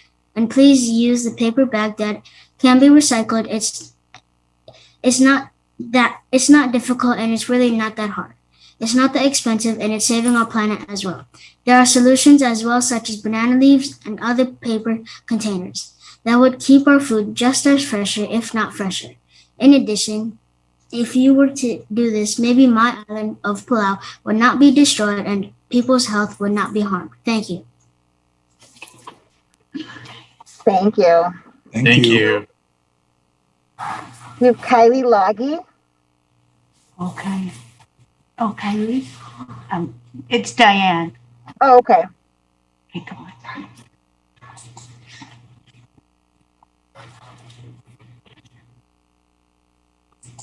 Oh, I think I was that over there. Okay. Nice and loud. Call your name. My name is Diane Rax, spelled R-A-X. Dear PPS board members, my name is Diane Rax, and I am a 5th grade activist at Bridget Elementary School. I'm writing this letter to you because I am concerned about the plastic that's going into our ocean. Did you know that not only do marine animals eat plastic, but humans do too? You guys need to wake up and realize that the earth is in danger because of plastic, and the plastic pollution is only growing because of the plastic lunches at our schools. Sure, we stopped using plastic straws, but is that enough? No, it's not. If PPS schools could just stop using any sort of plastic for the school lunches, we could help and contribute to solve this problem. The first reason why I think we should stop using plastic in our schools is because plastic is hurting the marine animals. According to Nizella, scientists say that they have found bits of plastic in the marine animals' bodies. It's believed that it could have possibly come from chip bags and plastic wrappers. With this information, we know that the marine animals could have gotten sick from this. Some marine animals have probably eaten dirty bits of plastic, which brings me to my second piece of evidence. Marine animals and ocean animals don't look for food with their eyes. So if they smell anything that smells like food, they'll eat it. A scientist proved it. The scientist took 3 items: plain plastic, plastic that smelled like sea plants, and an object that smelled like krill. When he put those things in a container full of anchovies, the anchovies mainly went for the plastic that smelled like sea plants and the object that smelled like krill. None went for the plain plastic. This is the reason why we should stop using plastic for our school lunches. The second reason why I think we should stop using plastic in our schools is because plastic also goes into human bodies. Some schools might serve some sort of seafood for the students. Did you ever think about how those sea creatures might have eaten some microplastics? If they did, then the students eating the sea creatures would have ate some microplastics too. Instead of using plastic, we could use silicone, because silicone is kind of like plastic. However, silicone degrades better. It's also less harmful for marine animals and humans. Some people may say that plastic is good for food. That's why they use plastic for it. Well, I don't blame them. After all, plastic preserves food longer. But we could always find an alternative. Lastly, I want to tell you about how plastic is affecting the Pacific Islands. I came from there myself. It's truly devastating to hear about the islands being endangered. The plastic in the ocean might not seem like a big deal in the US, but it's such a big problem for those people on islands. Since the plastic is helping climate change, ice melts. Since the ice melts, the ice turns into water and becomes ocean water. If the ocean ever does overflow, then the water can easily flow through the island since the island is flat. Not only will the water flood the island, but it will kill the crops that the people grow there. And those crops are the main food source that the people eat on the islands. So, to prevent islands from getting flooded, we have to get plastic out of our schools. Conclusion. In conclusion, plastic is damaging and hurting our earth, bit by bit. And what are you guys going to do? Sit there and work and watch the earth crumble? I know. Even if you guys do remove plastic from our schools, the plastic pollution would still be a huge problem, but it would definitely make a change. I would think that we would want to leave this world in better condition than how we got it. You, as a school board member, have the power to enact something as simple as getting rid of plastic in our school lunches. Thank you. Thank you. Thank you. We have Kylie logging now. Yes. Silent. Silent. Come on. You want to read it on here or your book? Your book. Okay, introduce yourself. Hello, I'm Sarah Levy, spelled L-O-G-G-I-E. I'm one of Miss Shankly's fifth graders. She and her students last year protested until the school agreed to no straws, use silverware, and cloth aprons. This year there was COVID-19, and that has made things hard. Those who could went plogging. This is a combination of jogging and picking up litter. I use plastic bags at my house. At school, we read articles on it. The problem is growing. It's getting too hot and it's making farming hard. We need farming to be easy so we can eat food. This is where you come in by stopping plastic in our school lunches. Here are my reasons why. Okay, who loves turtles? They get confused by plastic bags, which leads to either choking or thinking they're full but aren't and starving to death. Or maybe someone comes and helps them. 2 out of 3 boys lead to death. Not a good chance of survival. This is where I want you to come in and help by reducing the school lunch plastic. I know it seems like it's small in a world full of so much, and you might think, what would that do? Well, that's a problem right there. If we all think that, then no one gets anything done. In other words, it's like if all the worker ants thought it won't make a difference if I help carry the food, then who's going to? No one will. That's why you need to help stop that chain. Be the ant that picks up the food, not the one that thinks it won't matter, because it does matter. I think if we work together, we can stop this chain, help our marine life and ourselves. Yes, us too. I have a question. Who enjoys sushi? I like sushi, and there's plastic in it. That's right, fish is sushi, and fish eat plastic. We eat fish, which means we eat the microplastics in them.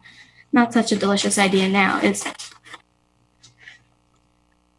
Well, let's start off with saying we need to stop global warming. It is not a good thing. It is destroying our Earth, and by the year 2050, it will be permanent. That's only 29 years from now. That means we will never be able to reverse it. Plastic is the main source of global warming because when it's made into something, it's heated up when being rolled into a shape. That means the C in CO2, in other words, the carbon in CO2, is emitted when it combines with O2, in other words, oxygen. It creates CO2, which is heating up our planet, which also means that the marine life impact is only part of the problem. We get affected by global warming too. The problem is only getting worse by the minute. We need to do something about it. We need you to help by getting rid of the plastic in our school lunches.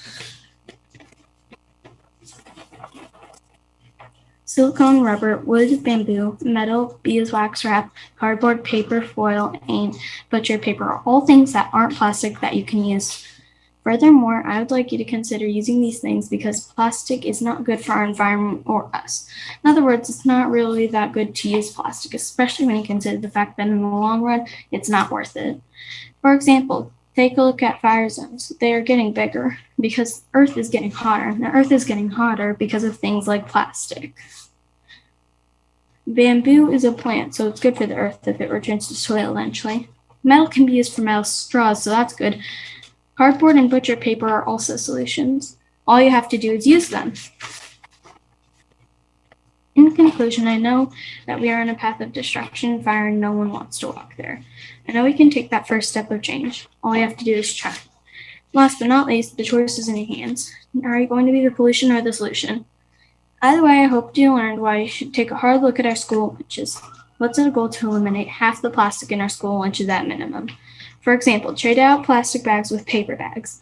Finally, this is the only world we have. Let's try to take better care of it than when we came into it. Thank you for your time today. Now you know my reasons of why I think we shouldn't use plastic in our school lunches. Thank you. We have Grace Blasky.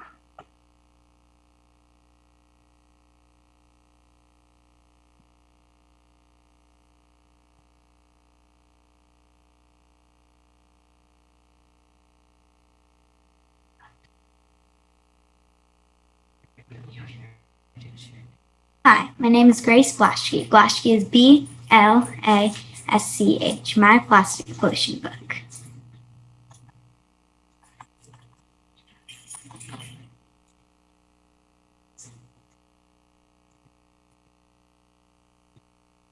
Introduction. Dear Portland Public School Board members, guess what? The Great Pacific Garbage Patch is 2 times the size of Texas, the biggest U.S. state.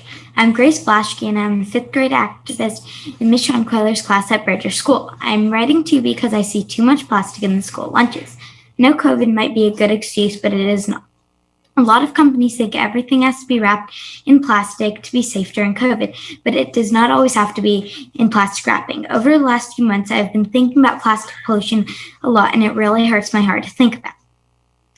I've tried to reduce as much as I can. I do get that it's hard to reduce all plastics, but I try to do as much as I can. That is what I'm asking you to do too. I think that the school district needs to reduce the use of plastic in the lunches because it hurts marine animals, puts bad fumes in the air, and gets in our food and water. It hurts marine animals. After plastic goes to a landfill, it sometimes blows away into waterways and eventually makes its way to the ocean. Sometimes animals mistake plastic bags as jellyfish. Animals wash up on beaches and are found with plastics in their bodies. It worries me because I might be eating sea life that has plastic bits in it, called microplastics. According to Google, fish, seabirds, sea turtles, and marine mammals can be entangled in or digest plastic debris, causing suffocation, starvation, and drowning. Plastic kills up to 1 million seabirds a year. As with sea turtles, when seabirds ingest plastic, it takes up room in their stomach, sometimes causing starvation. Puts bad fumes in the air. To make plastic, puts carbon in the air. The carbon, when bonds with 2 oxygen and forms CO2 in the air. CO2 warms up the Earth and glaciers are melting by the minute. According to Earth classified satellite images show glaciers are melting faster than ever. According to Google, the burning of plastic releases toxic dioxins, furans, mercury, and polychlorinated biphenyls into the atmosphere and poses a threat to vegetation, human, and animal health. Burning plastic also releases black carbon, which contributes to climate change and air pollution. Solutions. There are some alternatives to plastic in our lunches, though. You could hire cooks. They could cook the food for the lunches, wrap it in butcher paper, put it in paper bags. You can also buy fresh fruits and vegetables. It does cost more money, but a few extra dollars is worth the child's health, right? There are 49,000 students in PPS. That is a lot of kids using more than one piece of plastic almost every day. I know that not all the students get the lunches, but a lot of them do. Imagine 5,000 students using 5 pieces of plastic going into a landfill every day. Conclusion. In conclusion, I hope I changed your mind about plastic pollution in the world. I love Portland Public Schools, but the school district needs some change now in our school lunches. The plastic in the lunches needs to be reduced because it puts bad fumes in the air, hurts marine animals, puts bad fumes in the air, gets in our food and water. Even if I did not change your minds, I want you to know that I'm not going to stop being an activist for the rest of my life because it's the right thing to do. Thank you. Thank you. Thank you. Thank you. Next, we have Ms. Schunkweiler. I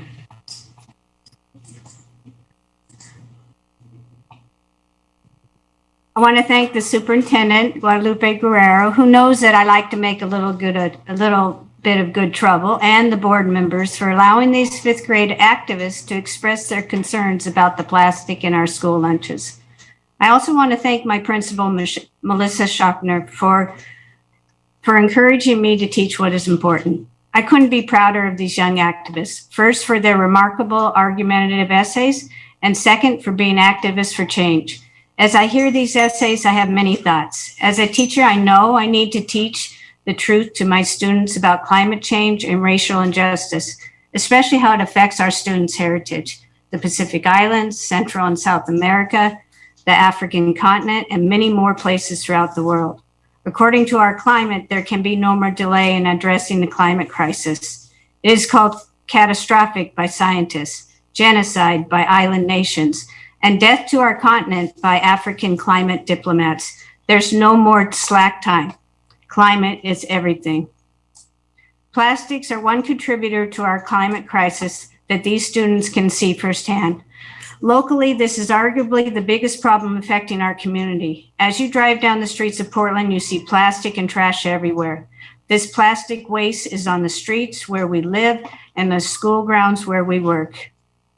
When we teach about this problem, students also need to know that there are solutions and that they can be a catalyst for change. That's where you all come in. My students need to see some action. Action drives and encourages them to continue to fight for change. As the students mentioned, we need to reduce plastic in our school lunches. Here are 6 solutions that Portland Public Schools should implement. 1, have ethnic foods hired and cooked by some of the community members, possibly parents. 2, use more fresh fruits and vegetables, even during COVID times, instead of being wrapped in plastic. 3, use containers like cardboard or find companies that use sustainable packaging. Why are we supporting big oil and gas companies that supply plastic wrappings that are hurting the health and heritage of many of our students and our planet? 4, supply each school with silverware containers for recycling food waste and milk cartons, cloth aprons, and reusable gloves for cleanup. Have it all set up for them. Videos on how the program works in schools, and give one teacher a stipend to run the program in each school. I know 5th grade would be a good place to start that. 5, have a goal to eliminate all plastics by 2025 and show progress made each year by sharing what products were eliminated because of the carbon footprint. 6, provide community gardens that help feed underprivileged students and schools with nutritious food and teach all students how to be stewards of our earth. In addition, I would like the board to contact these students, telling them their solutions and how they, our young activists, can help Portland Public Schools solve our plastic problems. Their emails are on the information given to you along with their essays. The students crafted their essays using Book Creator. It might be nice to display these books on the PPS website. Finally, I want to thank Portland Public Schools for 37 years of employment. It has been an honor to work for such a progressive district. Although I am retiring, I plan to continue to cause a little bit of good trouble, helping our district find solutions to the plastic catastrophe and to support our young activists in finding their voices for change. Again, my students and I look forward to hearing from you on our next steps together to solve this problem. Thank you. Chair, if I may. Thank you. Go ahead. teacher, Ms. Schonkweiler. Thank you for hosting us in your classroom and seeing your students at work. And thank you for confessing at the end there that you're celebrating many, many years of service to Portland Public Schools students, and for all of our educators who were ahead of the curve in producing students who are looking at real world issues and becoming change agents and the things in the way that we describe our vision. Thank you for your forward thinking and many years in serving our students in that manner. Thank you. Thank you. And I hope to hear from you soon and see some action. Ms. Bradshaw, thank you all so much, all the students who spoke, and for our amazing teacher. I know we have further public comment. Ms. Bradshaw, who's next on our agenda tonight? Edie Rogaway. Welcome.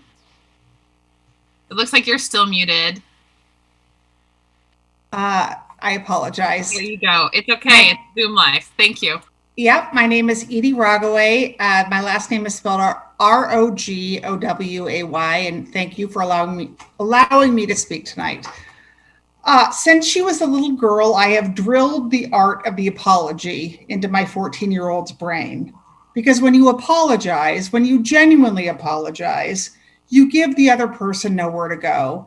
Unless you're a total schmuck, you're going to accept the apology and move on. I'm here today as a parent, actually as a client, asking for an apology from all of you. The board, the union, the teachers, the district owe us an apology. Who is us? It is your clients. Every single parent of a PPS student, something we have lost sight of. It is not the teachers, it is not the union, it is not the board, it is not the district, it is us, the parents. It is time to tell the truth and admit what this is. This is the union holding our kids hostage in an attempt to leverage bargaining terms they've wanted years before the pandemic. To the teachers who got vaccinated before the population that will die without the vaccine, thanks to our governor's priorities, who then voted not to return to school, you owe us an apology. To the board who caved to the union's threats and the union's bullying, who agreed to 4 hours a week of study hall, you owe us an apology. To the union who cares more about your members, more about money, more about vacation days than you care about our kids, you owe us an apology. And to any of you in any camp who disagree with the union but refuse to speak out publicly, well, you owe us an apology too. And you really set a bad precedent when we're trying to tell our kids every day to speak up and raise hell when no one else is willing to do so. You all have one primary job, which is to educate our kids, and I would respectfully ask that you do your job. We mourn the 2,613 Oregonians who have died from COVID, but how dare the union use COVID, use our kids as bargaining chips? And can we please have some perspective? The leading cause of death among Oregon youth by miles, there's not even a second, is suicide. We all know that for kids who are abused and neglected, it is the adults in their school who are most likely to see it and do something about it. What do you think life is like for those kids? I do not believe that PPS will return to full-time in-person learning in the fall. I have lost faith. I have to say, I'm sad to say that. As long as you continue to gaslight us, as long as you continue evading the truth by throwing out terms like racist, equity, privilege, with no rational context, nothing will change. So we as parents are left with two bad options. Continue with this unacceptable subpar education or pull out. I can't count the number of families I know who have pulled out in the last 2 months for private school. These are the field trip chaperones and the room parents and the fundraisers and the classroom volunteers who have had it. These are the parents who are bridging the gap for all kids, Thank you for your comment. Your time has ended. Thank you. Okay, well, that's great that you let the kids go on for 8 minutes and you didn't let me finish my remarks. I have 30 seconds left, so I would at least ask for the respect to finish my remarks. Can I do that, please? I would ask us to move on to our next speaker. Thank you. You had what, an hour, 50 minutes of these kids about plastics? Bradshaw, this is so disrespectful. This is. Thank you, and we will hear our next speaker. Thank you. Brian Chu. Hello. My name is Brian Chu, that's spelled C-H-U, and I'm a teacher at Harriet Tubman Middle School. With all this talk about reopening schools in the fall, we have to wonder what other wounds are being reopened and how much salt is being poured and rubbed into them. For some of us, school has never been safe. There's always been a disconnect between you who make decisions and us who have to teach through them. I'm here to give testimony to document this moment in history where change is inevitable. And my hope is that you stand with me on the right side of it. A year passed and everything has changed and nothing has changed. Old acronyms have been replaced with new ones, yet the same toxic positivity, predatory philanthropy, and white supremacist gatekeeping is still intact. Data teams are now called PLCs, professional learning communities.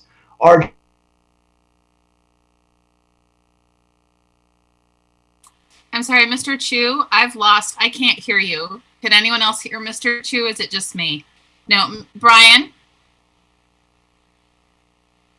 Kara, Ms. Bradshaw, can you help us? It looks like he's frozen now. Mr. Chu, are you there?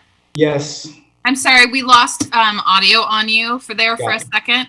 I'm going to restart your timer. Can you go ahead and restart your testimony, please? Because I want to make sure we didn't miss anything. Okay, gotcha. From the top? I'm not sure where we lost you, so I don't want to miss any. So yeah, let's go ahead and start from the top. Apologies. My name is Brian Chu, and that's spelled C-H-U, and I'm a teacher at Harriet Tubman Middle School. With all this talk about reopening schools in the fall, we have to wonder what other wounds are being reopened and how much salt is being poured and rubbed into them. For some of us, school has never been safe. There's always been a disconnect between you who make the decisions and us who have to teach through them. I'm here to give testimony to document this moment in history where change is inevitable, and my hope is that you stand with me on the right side of it. A year has passed and everything has changed and nothing has changed. Old acronyms have been replaced with new ones, yet the same toxic positivity, predatory philanthropy, and white supremacist gatekeeping is still intact. Data teams are now called PLCs, professional learning communities. RJ, restorative justice, is now RESJ, racial equity and social justice. PBIS, positive behavioral interventions and supports, and RTI, response to intervention, have been rebranded as MTSS, multi-tiered systems of support, carried out by TOSA's Teachers on Special Assignment. Bill Gates, now the largest farmland owner in the United States, Microsoft, and Melinda Gates have moved on to greener pastures. So the white savior's burden of nailing teachers and students to the academic learning cross and carrying the CCSS, the Common Core State Standards, on their SBACs, get it, SBAC, Smarter Balanced Assessment Consortium, has been handed off like a baton in a relay race to Karen Niemi and her company CASEL, or CASEL, Collaborative for Academic, Social, and Emotional Learning, to bear and to carry in this new era of SEL, Social and Emotional Learning, and they're calling it a movement. SEL, the new and improved non-academic Common Core crusade, will help EdTech corporations unlock, I repeat, individual potential and exploit humans as a resource. SEL and CASEL are being introduced the same way AVID, advancement via individual, I repeat, individual determination, and the NSIF, the Nike School Innovation Fund, were introduced back in 2007. With a little bit of grit, perseverance, and rugged individualism, if a scholar can think college and just do it, they can overcome white supremacy, settler colonialism, capitalism, patriarchy, and any of the interlocking systems of oppression that bind us all. Through surveillance of our content and surveillance of our classrooms, what we do and what we do not do, and what our scholars do and what they do not do, is being collected and converted into numbers, percentages, decimals, and data points stored on a dashboard to be bought and sold. The fourth industrial revolution and the global technocratic takeover is here, and we have gatekeepers inside and outside the district that have plans and are doubling down against our best interests. Superintendent Guadalupe Guerrero, will your GVC, the Guaranteed Viable Curriculum, guarantee teachers and students of color a viable future here in Portland Public Schools? No. Bettina Love or Betsy DeVos, you can't remain neutral on a moving train.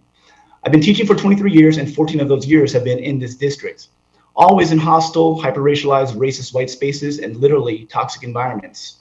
I could easily just teach, or I can tear it down, and I choose to do both and put my reputation, home, and life on the line for other people's children because that's the right thing to do. My honesty and my perspective is only welcome when it sits within a certain dominant racialized truth. When it doesn't, that's when I'm uninvited from the team, uninvited from the committee, placed under investigation, put on a plan of systems, moved from core electives. Does our district policy produce or sustain racial inequity between racial groups in our schools? We already know the answer. So is it really that difficult to understand why this district can't seem to recruit and retain teachers of color? And this is how I'm treated as an adult when I imagine the students in the Roosevelt ASG whose demands have still not been met. Can you please mute Mr. Chu? Thank you for your testimony tonight. Ms. Bradshaw, who is our next public speaker? We have David Schulten. Hi, welcome. Hi, thanks for having me. David Skolten. Last name is spelled Scholten, and my pronouns are he, him. My testimony tonight is I want to speak about white supremacy culture in our schools. White supremacy culture is often defined as the ideology that white people and their ideas, thoughts, beliefs, and actions are superior to people of color and their ideas, thoughts, beliefs, and actions. The murder of George Floyd was a clear manifestation of white supremacy. While PPS is not physically attacking students, there are countless examples of decisions and policies that create a culture that contributes to what Dr. Bettina Love calls the spirit murdering of Black students. When a Black former employee testifies at a board meeting that he believes person in PPS are racist and the chair of the meeting becomes indignant without even allowing time for the words of the speaker to sink in, we see white supremacy culture. White supremacy characteristic, defensiveness. When people respond to challenging ideas with defensiveness, making it very difficult to raise those ideas. When Portland Public Schools prioritizes the voices of a few, mostly white, loud, and as we just heard, often obnoxious, affluent parents in the return to schools, and refuses to push back against arbitrary deadlines set by Governor Brown, we see white supremacy culture. White supremacy characteristic, right to comfort. The belief that those with power have a right to emotional and psychological comfort, and scapegoating those who cause discomfort.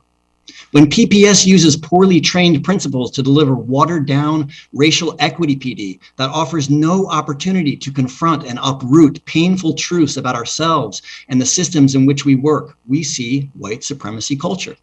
White supremacy characteristic, quantity over quality. When little value is attached to process and attempts are made to avoid uncomfortable emotions and feelings. When educators who choose to teach outside the BESC to highlight inequities, like the fact that our superintendent makes over $300,000 a year, and many of our custodians make only $14 an hour, and those educators are directed to relocate with no rational justification, and when they seek a process for formal complaint and receive no response for 6 weeks until those in leadership are pressured by a member of the board to respond, we see white supremacy culture. White supremacy culture characteristic, paternalism, when those in power don't think it's important to understand the viewpoint of those for whom they're making decisions. When PPS leadership through accelerated schools suggests longer student days, more PD for educators, and more time for data analysis, more of the same teachers are the problem thinking that distracts us from actual problems like class sizes and lack of student mental health supports, we see white supremacy culture. White supremacy characteristic, quantity over quality. Things that can be measured are more highly valued than things that cannot.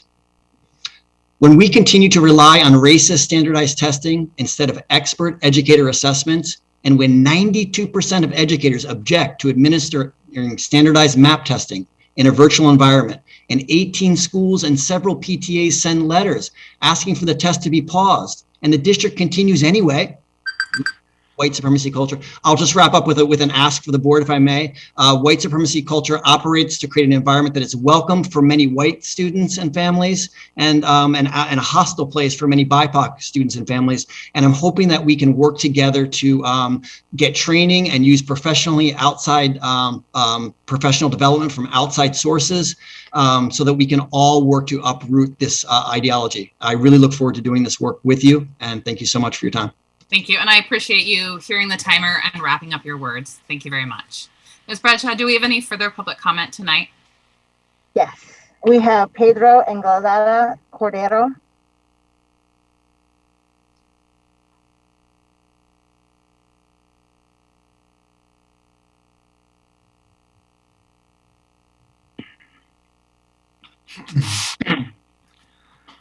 My name is Pedro Anglada Cordero, ANGLADACORDERO. I'm speaking as a parent tonight. On May 13th, water access was shut off at Bridger Elementary. For the rest of that day, there was no access to water for all students and educators at that school building. On that day, no proper communication was provided to the school community, parents, or teachers about why safe water was not available to students and teachers when the problem would be fixed. That day, PPS followed its course by continuing classes without providing such a basic need for the student body. During the following days, water towers were replaced by the water fixtures that were removed, but no cups or cones were available for students to access the water. As of last Friday, May 21st, this was not resolved. Communications by PPS to the community states that all safety concerns related to environmental hazards present in the building, including asbestos and safe clean water, were resolved, but providing little to no substantial data showing how these issues were mitigated. When facing the questions of whether students and educators were drinking unsafe water contaminated with lead, PPS is unable to be transparent and refers people to access their website where the lead testing reports can be found. Not surprisingly, the results in said reports show that lead levels were actually high in several water fixtures of the school, including the cafeteria. The EPA has set the maximum contaminant level goal for lead in drinking water at 0 because it is toxic metal that can be harmful at low exposure and can bioaccumulate. The issue of lead in drinking water in PPAs came to the public's attention in 2016, if I'm not mistaken. It is the year 2021. How many schools are currently facing the same situation without the community's awareness?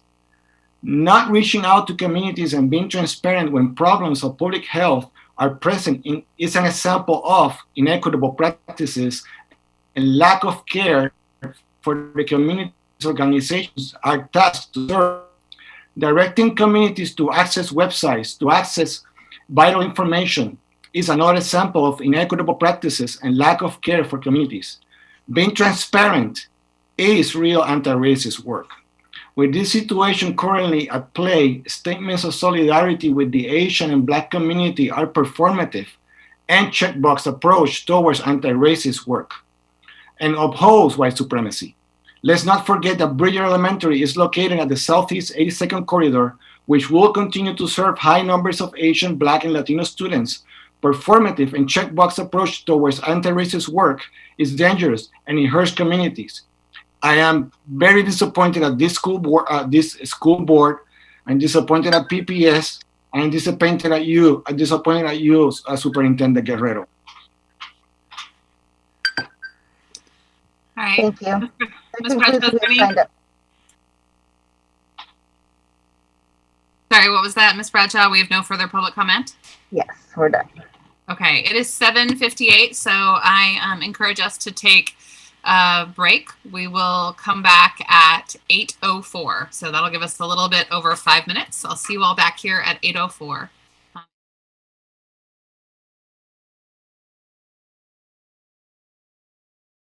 Did you still want to delay that? I'd still like to delay it. Okay, great. Thank you so much. Superintendent Guerrero, would you like to provide your report? Yes, Chair, I would love to. Just give us a moment to get situated here. No problem.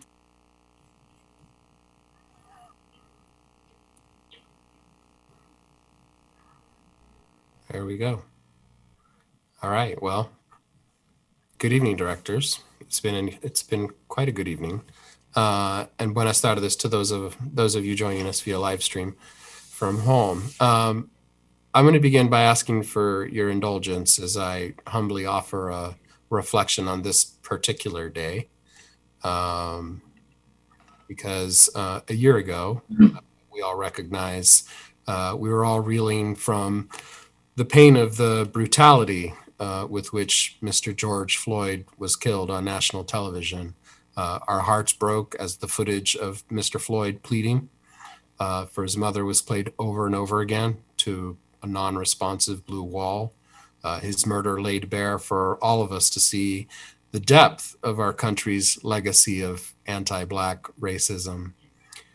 So through our collective heartache and grief, and in the days and months Where'd you guys go? that have followed, young people. Director Constan wasn't muted there. Sorry, Superintendent. Through our collective heartache and grief, and in the days and the months that followed, young people led the way in making their voices heard in protest. Here in Portland, the nation watched as PPS students marched in the streets demanding justice. Our own students were featured in the national news for their courage and activism. And throughout our community's protests, we were encouraged and cautioned by Black thought leaders in this racial reckoning.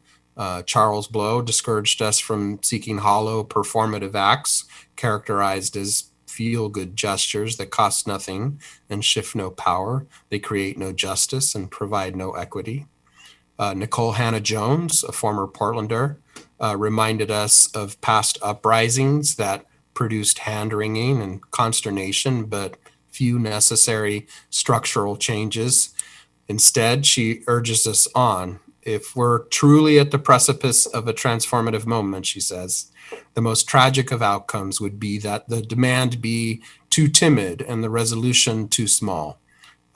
Thank you for this evening, directors. I think you've proved that. If we are indeed serious about creating a more just society, we must go much further than that. We must get to the root of it.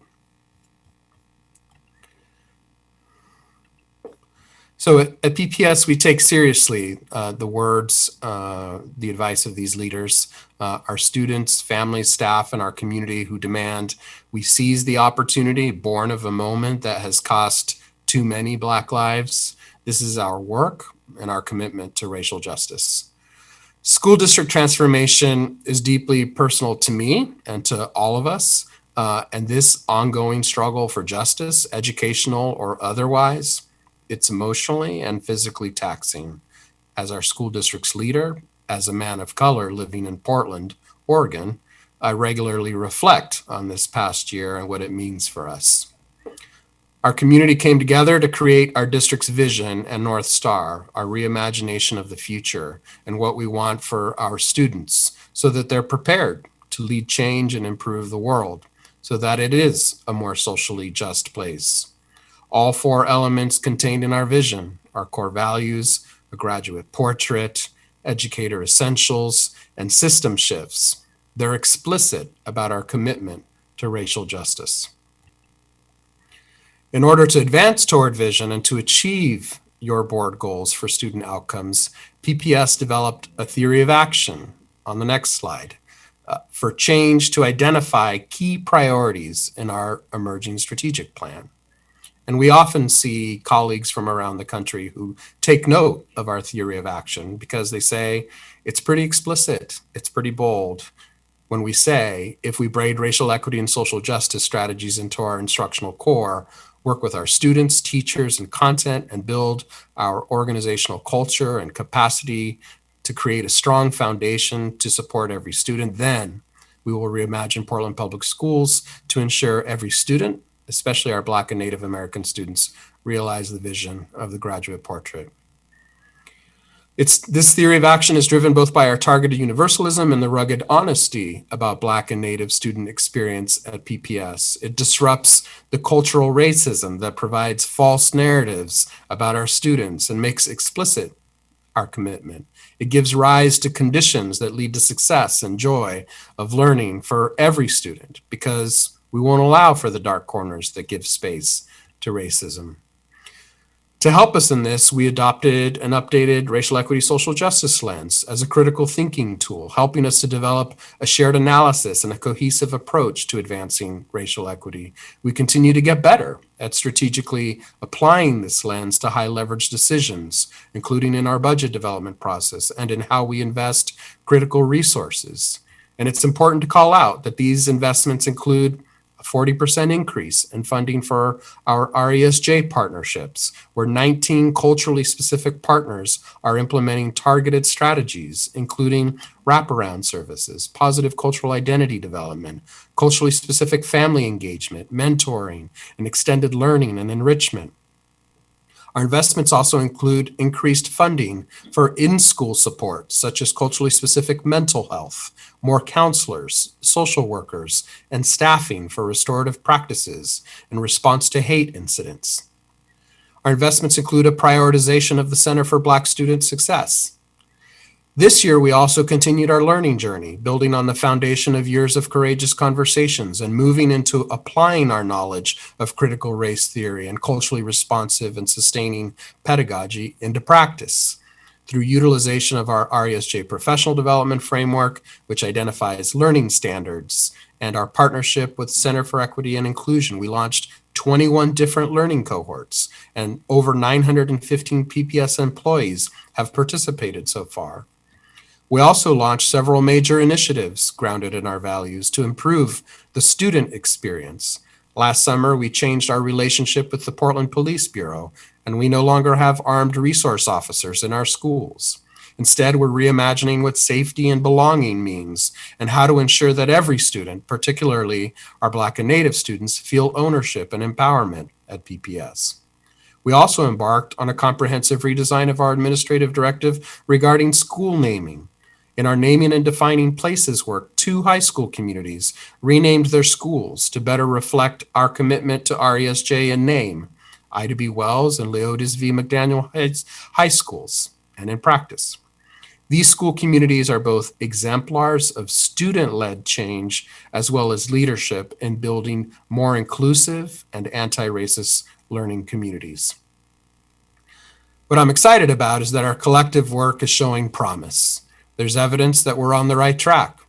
Graduation rates at PPS are up, coming in at 83.7% overall for the class of 2020. Our students continue to demonstrate growth year over year. These are a few of the 3-year trends, which include the 1920 school year with its many challenges. Black students had a 12.3 percentage point gain. Both Latinx students and multiracial students had a 4.8 percentage point gain. This data represents the persistence of our students, the dedication of our teachers and staff, the leadership of our administrators, and the support of our culturally specific partners, who together implement relevant and effective strategies to support our students and their families. This serves as validation that our continued focus on student opportunities and outcomes, the investments we're making, the specific ways that we've chosen to utilize funds such as Measure 98 and Student Investment Account are paying off. We've made these choices using our community design vision that calls out the importance of centering our students, offering exposure to careers and access to expanded opportunities and culturally specific supports as part of their school experience. Last Tuesday, I convened my cabinet, school leaders, and our RESJ partners, where we reviewed their data to date. And I'm happy to report that these 19 culturally specific partners have collectively now served 2,050 students this school year and reported 55,795 specific direct service hours to those students. We also have the Successful School Survey. It's an annual measure of our student, staff, and family experiences across PPS. Students in grades 6 through 12 reported a 20% favorable increase in relationships with their teachers this year. There were many factors contributing to this improvement from last year. Our targeted strategies and focus are showing promise. That includes a recognition that our workforce should be diverse and representative of our student body. You have here on the slide a second bar graph. You'll notice, and you heard in a community rally this weekend, this demand that PPS should hire 100 educators of color in the next 10 years. Well, I have to tell you, directors, in my 4th year and tenure in this administration, we will reach that goal this spring. You see there in the bar graph, we've hired 92 educators of color just in the last 3 years. In the coming year, we're going to continue to disrupt the structural and institutional racism, preventing our students from thriving while providing these additional supports and collective engagement to achieve our transformation. And there's several opportunities where we'll be reimagining critical areas in our system to help achieve these goals. This includes the Center for Black Student Excellence, our continued work in safety and belonging. We're excited about middle school innovation and redesign, even our purchasing and contracting practices that better meet economic participation goals with certified businesses. And we're going to continue to focus on the learning acceleration, recognizing the disproportionate impacts of the pandemic on our students and families of color. And we're going to do this while supporting one another and providing opportunities for continuous learning and improvement. In the past few weeks, our work to build an anti-racist school system synonymous with excellence has come under attack. And I want to ask for your support in telling our story, especially during a time when some question the impact of our collective anti-racism work. So this type of questioning, these doubts, these attacks even, are more frequent during a time when people perceive that resources are scarce or when political structures are under scrutiny. This is felt more so lately because those who are invested in status quo don't want to see the power shift or outcomes improve. Many are fearful of the change underway. For example, you may have heard about the recent critiques of critical race theory, or those who question the role or resist or advocate against the racist structures that hold us back. CRT helps us understand our history, our present inequities, and the work we're doing together in service of Black, Indigenous, and students and families of color. It's our collective responsibility. Racial justice gets framed as a political issue. Critics say that to state our affirmation that Black lives matter and to focus on those students our system does not serve well leaves white students behind and brings politics into the classroom. I want to be clear that our RESJ work isn't centrally meant to be political. It is a vital set of beliefs and practices deeply interconnected with our community's values. Every student deserves a free and excellent education, and our role as anti-racist leaders compels us to understand who is not being served well and to work together to deliberately do something about it. There are also critics who challenge our commitment, my commitment, to Black and Native students. And when they do this, they negate the powerful work we're doing together.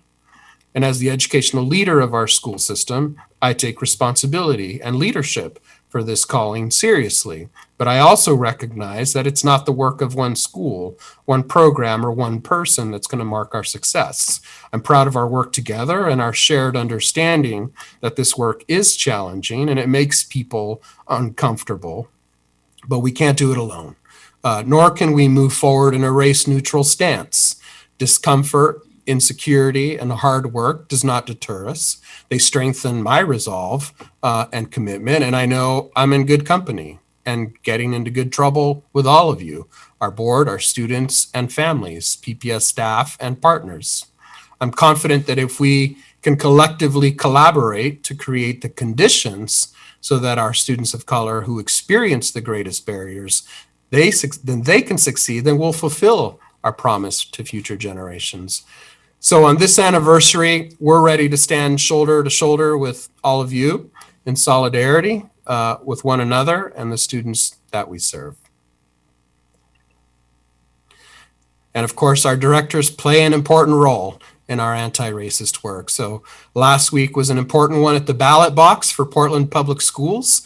2 new members will join the Portland Public School Board of Directors in the 2021 to 22 school year, and a longtime director will return after they won their races in the May 18th special election, starting with Herman Green in Zone 4, an ordained minister, the father of 4 graduates of Portland schools, including a daughter who's a teacher at Roosevelt High. He will assume the seat held by Director Moore, who did not seek re-election. Gary Hollins in Zone 5, a businessman and community activist. He served on the Multnomah Education Service District Board. He will assume the seat held by Director Bailey, who also did not seek re-election. I've enjoyed my initial conversations with both of these directors-elect. And we welcome back, and Julia Brim-Edwards in Zone 6. Director Brim-Edwards will return for her third term on the board, having originally served 2001 to 2005 and being reelected again in 2017. Director Brim-Edwards, as you know, is a longtime PPS volunteer and alumna. So we will, of course, formally and more thoroughly welcome our new directors and recognize the service of Directors Moore and Bailey next month. In the meantime, just wanted to say congratulations to Director Brim-Edwards and Directors-elect Green and Hollins. And the congratulations continue because this week, one of our own, Woodlawn Elementary first grade teacher, Mr. Lionel Clegg, was named On Point Credit Union K-5 Educator of the Year. He was a regular focal point. You may have seen him on KGW TV's Inside Woodlawn series. He's also appeared on the Today Show to talk about his drive to inspire his students as a Black male teacher. Here's what Woodlawn Principal Andrea Porter Lopez had to say about Lionel. Mr. Clegg is a warm demander, and his students want to perform and to participate. He creates a safe learning environment for his students. He sets high expectations for each of them. He provides the individual support that each student needs to rise to the challenge and reach the goal. Lionel models his expectations and approaches every moment as a teaching and learning moment. He listens to his students' responses and questions and treats them respectfully by honoring their ideas and answering even the most basic questions.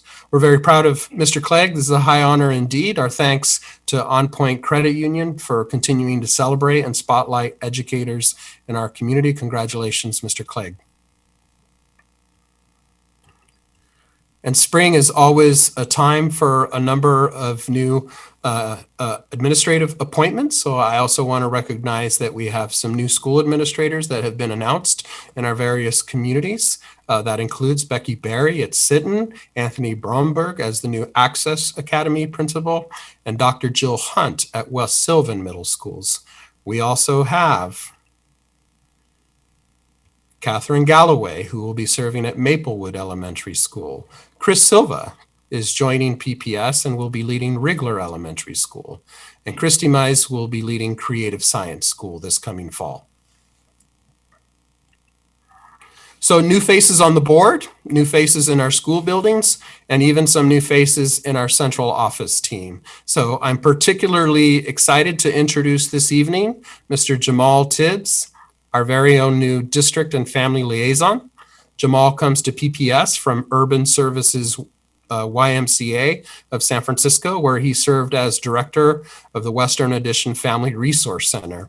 With over 20 years of experience in education and social services, Jamal has served students and their families as a special education high school educator, a school social worker, and a secondary and central office administrator.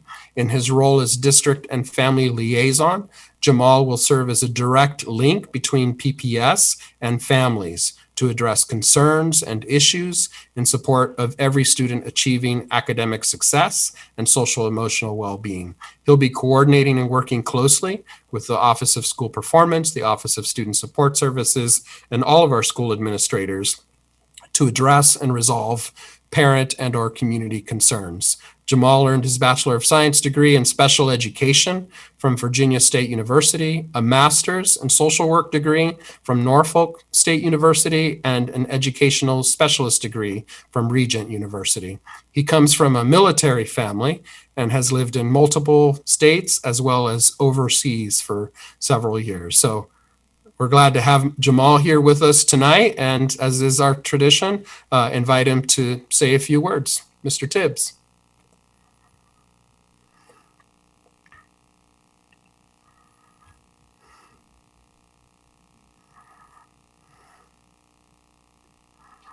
Jamal. Mr. Tibbs, if you're speaking, you're on mute.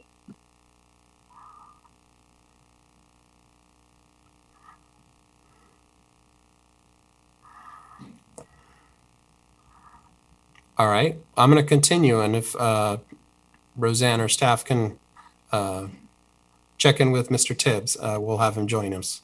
Oh, here he is. Is he here?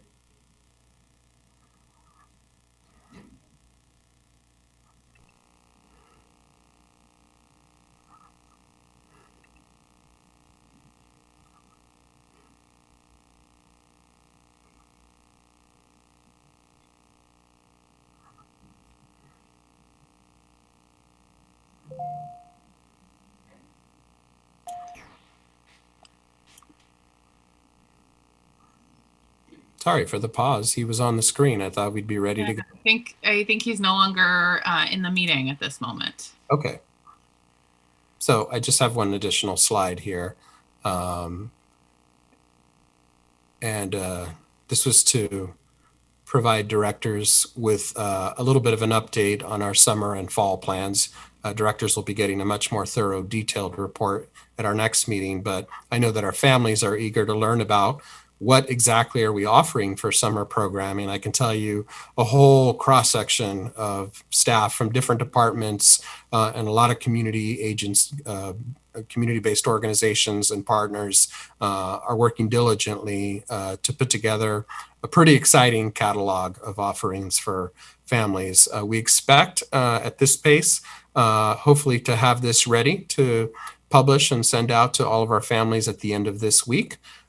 This catalog is an evolving document, but we intend to put this in front of families as soon as possible so that they can begin to see what summer options are available and they can begin to do their planning and logistics accordingly. So looking ahead, we'll be giving board directors a fuller presentation on some of the themes and the strands of options that are going to be made available there.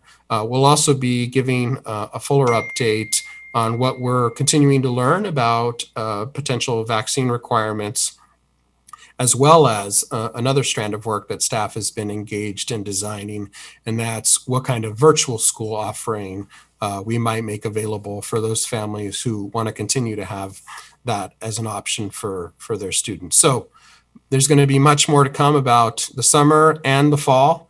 But in the meantime, just be on the lookout for messages, communications, and the catalog to be landing hopefully by the end of this week in of all of our families' mailboxes. And were we successful in bringing Mr. Tibbs aboard? Maybe not. I see him. I'm here. Good evening. There he is. Sorry about that. You know how it is sometimes with the technical difficulties and everything. But thank you for the wonderful introduction, Superintendent Guerrero. Good evening, school board members, guests, and PPS families throughout Portland. My name is Jamal Tibbs, and I am the new district and family liaison. I'm coming to PPS with 20 years of experience serving students and families on both the East and West Coast. I'm excited to begin this journey working with PPS school communities and fulfilling their goals. As I settle into this role, I'm also looking forward to assisting students and families with resolving concerns and challenges they may encounter, collaborating with the elementary and secondary school communities to ensure student progress and family growth, and lastly, building strong alliances with PPS staff, families, and external agencies to assist students with completing the graduate portrait. I look forward to meeting you all in person. I'm still in transition, but I'm hungry and eager to get out to the schools, spend some time with the principals, meet with families, meet with the extended community, and just learn about the rich history of Portland.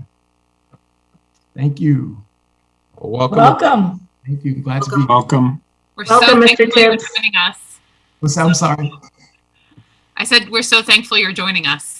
I'm glad to be joining you guys. I love the direction you guys are heading in, and I was glad to be a part of this meeting in particular because of what went down earlier with the building and watching the people just become overcome with joy and excitement. And you could tell it's been a long time coming, and I'm glad to see that happen, and I'm happy for everyone involved and the opportunity presented to them from PPS. So thank you for that. And I'm glad to be a part of that. And we'd love to learn more about the community as well. Well, thank you so much, Jamal, for being with us here this evening. I know I've enjoyed our initial conversations, and I'm looking forward to many, many more. Likewise. Thank you. And with the directors, that concludes my report. Thank you, Superintendent. So much incredible work. I really appreciate you illustrating for us all the ways that changes are happening and those system shifts are being embraced. And we have much to celebrate. And I especially want to give a shout out to Mr. Clegg for his amazing work at Woodlawn, and know that we have lots of amazing educators out there making a transformational difference in students' lives. And had a dear friend who had both of her children be students of his, and she continues to just rave about the impact he made on their lives when they got to be in his classroom. All right, we turn now to our board committee reports, and I'm just going to run through our list. Is there anything to report from the audit committee? Yep, real quick, and this is an important link to later on tonight, the resolution on reopening this fall. So just a quick recap on an ongoing audit that the audit committee received a report on at the last meeting. We heard a presentation on the health and safety checks audits, and as we reopen the schools, the purpose of this audit is to determine whether school buildings are in compliance with the building safety plan put in place due to the pandemic. There's a memo for the board and community members who are interested in the process and procedure of the audit and what's happened to date. They've been to 23 schools so far, the audit team.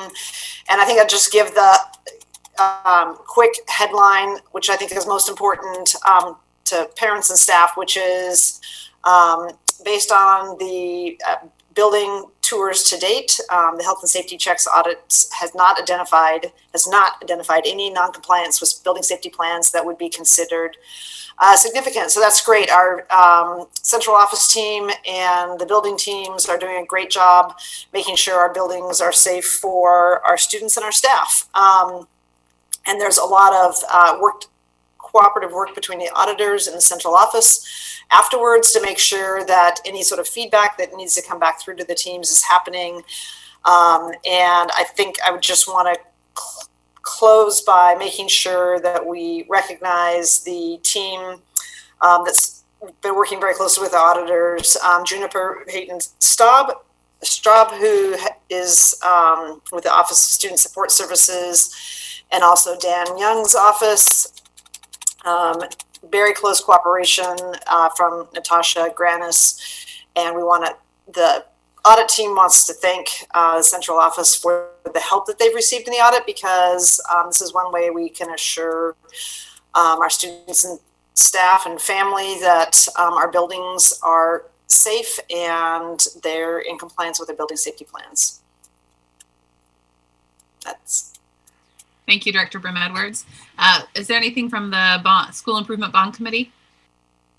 We have a meeting coming up on Thursday evening. We'll be discussing our business equity program in the May meeting and the June meeting. I know there's a lot of interest from the public on how we're showing up in the contracting and purchasing space, and that would be those would be great meetings to attend to learn more. Anything from CBRC, Rita? Their work is sort of done for the year.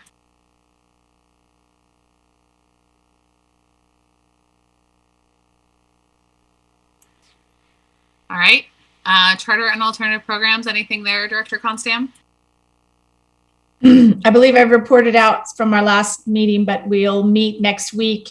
And I just want to really thank the staff, superintendent first and foremost, for being so responsive to the concerns that we have been discussing in our charter and alternative programs committee meetings this year around operational challenges and funding challenges and differentiating resources based on their students' needs. And we got some very good news today about some additions to the budgets for our community-based alternative schools that are represented in the budget. So thank you for paying attention to that forum and the great advocacy of our alternative school leaders, our CBO leaders. Thank you, Director Constam. Apparently I cut Director Moore off. She wasn't on my screen and I didn't hear her. Director Moore, did you have anything to add about CBRC at this time? You're muted, Rita.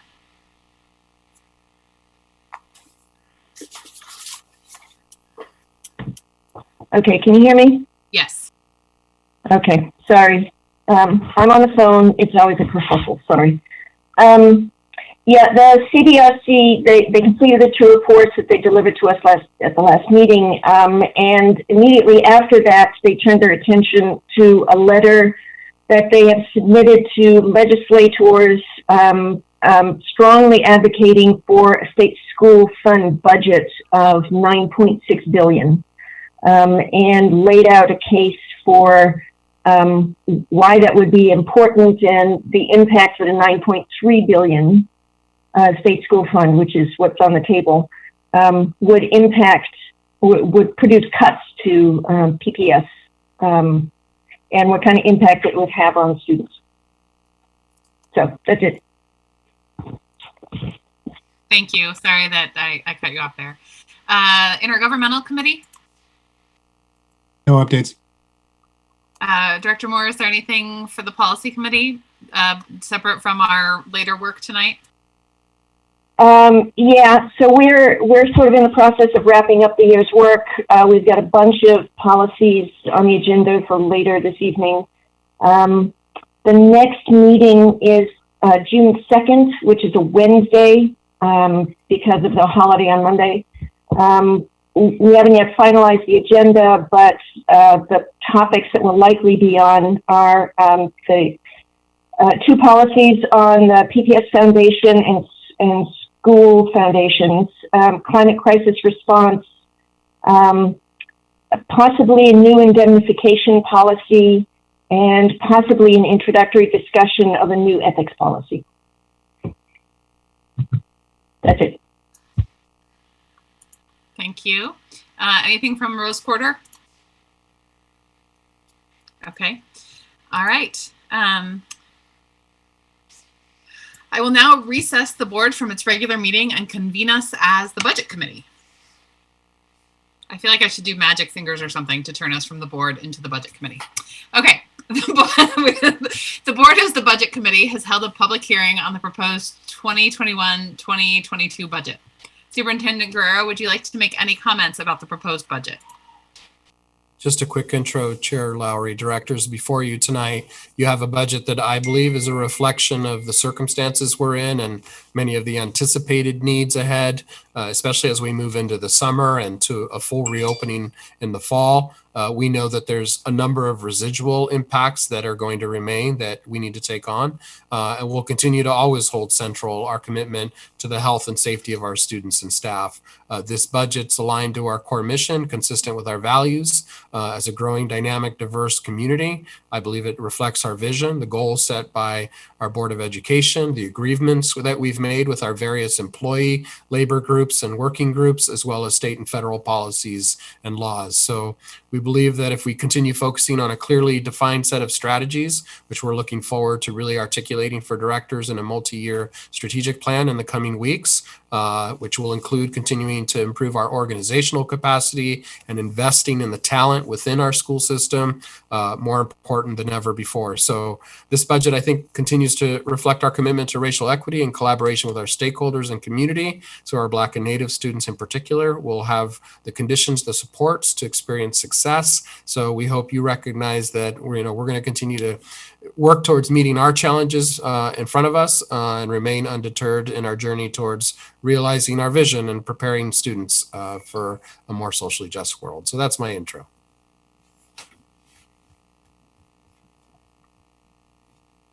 All right, thank you, Superintendent. Do I have a motion and second to adopt Resolution 6317, Budget Committee approval of the 2021-22 budget and the imposition of property taxes? So moved. Second. Second.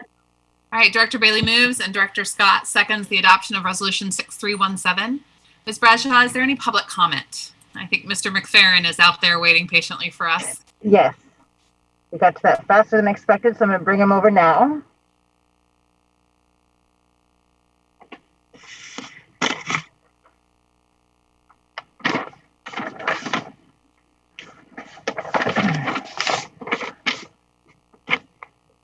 Mr. McFerrin, are you there?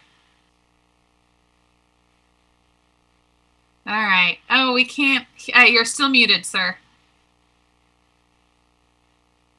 Can you hear me now? Yes, thank you. All righty. Good evening, Chair Lowry and members of the PPS School Board. My name is Joe McFerrin, the second, McFerrin. I'd just like to, well, first of all, thank you for allowing me to make a few comments about the budget, but before I go there, I just want to, it's during these times, it's tough on us all, and to hear the pain of some of the folks that testify, speak their truth, and also to hear the superintendent talk about all the accomplishments that have been made. I guess I'm full of emotion right now because, it's tough. It's tough. And,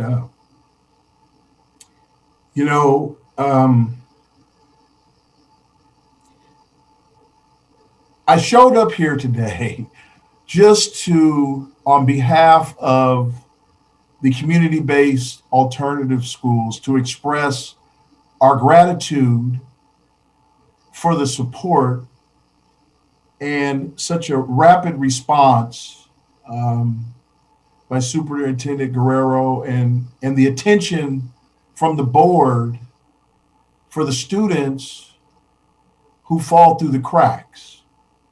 And PPS has, over the years, done a pretty good job of providing a safety net for those kids.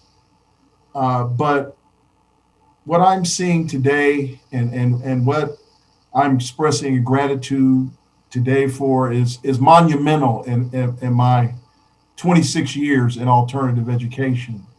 Tom DeJarden and I, Mount Scott, we sent a proposal back in March, and we said, there's some opportunities to do a little better with community-based alternative schools. And Jonathan Garcia and his team and his folks and Karina Wolf and Erica Stavis, they went right to work along with the support of the board.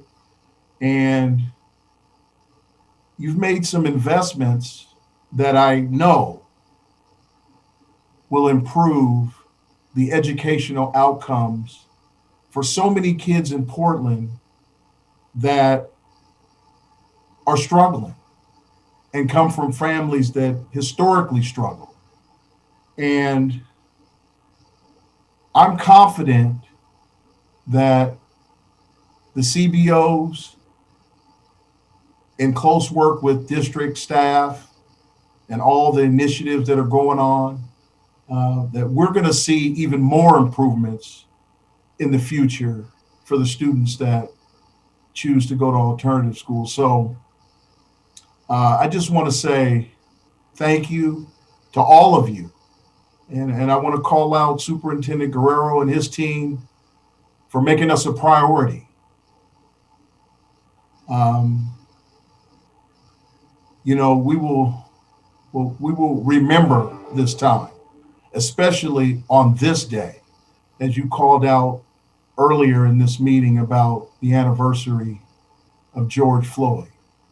So with that, I'll just close by saying thank you. I'm full of gratitude, and feel free to call on the CBOs to support this work in any way that we possibly can.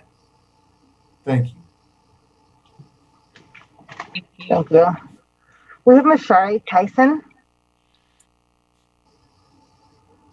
Welcome. Thank you. My name is Mashari Tyson, Tyson. Good evening, Superintendent Guerrero, school board members, and Student Representative Shu. It was an honor being here tonight to witness greatness within our Black community and see the tremendous collective work that led to tonight's resolution affirming support for the albino vision. I am a kindergarten parent at Markham Elementary School, and tonight I'm speaking on behalf of Markham Parents Unite, a coalition of parents and community advocates working towards equitable outcomes at Markham. We are lucky to have Lydia Poole-Smith as our exceptional principal. We want to thank you for your attention to our most vulnerable, underserved students, and we have appreciated the thoughtful equity conversations that have occurred over the last several weeks. We are grateful for the board's efforts, even recently elected board members as well. and the district leadership for your effort and time to get to know our community and ensure equitable outcomes. With our huge school of 400 plus students, 39% Black and Native, which 34% are living at or below poverty level, our Markham parents and community advocates are looking forward to qualifying our data in October that will result in reinstating our Title I. A special thank you to the Superintendent's Office for your responsiveness in centering our data and imagining scenarios required for our students to realize the vision for the graduate portrait. We look forward to our continued partnership. And I want to personally thank the CFO and Ms. Clark for conducting the BIPOC budget focus group, which allowed meaningful discussion around equitable solutions for systems shown to not serve vulnerable students well. And to the Equity Office for bringing the racial equity, social justice lens, priorities, and goals to the budget process. Thank you. Our entire district will benefit. Your dedication to our underserved students in this critical year ahead is beyond appreciated. We know providing disparity gap closing efforts for our most vulnerable students breaks down barriers and changes academic outcomes. The Markham community looks forward to continued trajectory changing efforts that demonstrate a fierce dedication to our underserved students this fall and for years to come. Thank you for all of your time, and thank you so much for the direction of Portland Public Schools. Thank you. Thank you. That concludes who we have signed up for this topic.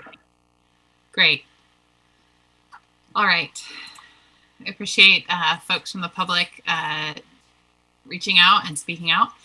Is there any board discussion at this time?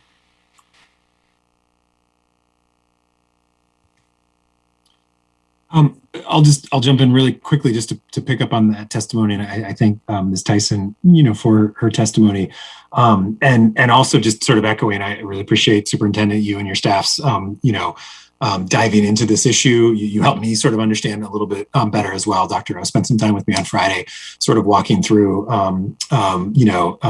the situation in Markham and really the situation in a lot of our schools throughout the district. And so thank you for that. I think it actually shows, and also as the, as Mashari noted, the BIPOC budget focus group, I was not able to attend, but, some really rich conversation happened. And I think that's a model we really want to follow in the future. So thank you for that. I have it's a little bit more of a generic question and sort of still a newbie question, even though I've been here almost 2 years. Could you explain, or maybe bring a staff person up to explain a little bit the Title I process and sort of when we go forward with that data? And then also just, again, more generally speaking, I know staff have talked about, even schools that don't qualify for Title I, we have equity funding, we have other funding. And one of the things that I'll just say more generically that I am so excited about this budget, as I was last year, is the continued willingness of the superintendent to really direct resources to the schools that need them. This is the type of thing that, frankly, I think we even need to talk about more. I think we've started to talk about more. And, it is something that I know other districts are nervous about, right? Because, it is a zero-sum game, unfortunately, in budgeting.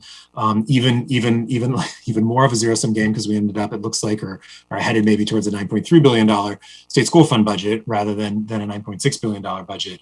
But within that, those decisions are really key, and the willingness to take funding from some, schools that are performing better and directed towards where we have, underserved kids and kids in need is just, it's a very brave thing to do, and it's a very necessary thing to do, and it's very disruptive in a positive way. And the kind of disruption that we talk about in terms of disrupting these systems and systems of oppression that we heard about earlier in tonight's meeting. And so this budget does that. It continues to do that. You've done that since you got here.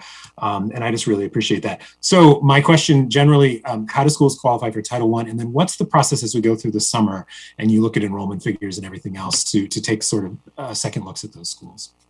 Yes, thank you, Director Scott, and for acknowledging that, maybe we haven't made much fanfare of this, but each budget season we have successively attempted to turn up the dial on a more equitable resource allocation. So even though a school like Markham might be, per federal guidelines, a little short on the head count, that doesn't mean that we don't think about, the kinds of more equitable conditions they need. So, Dr. O, I think here is going to tell you about what some of those supplementary resources look like. So a school like Markham still has the benefit of some added staffing capacity and resources to do the kind of work that will support our students. But Dr. O, our regional superintendent, is here, and I see a chief of schools is here as well. And if we need, our director of federal programming, who manages our Title I, can certainly weigh in. But Dr. O?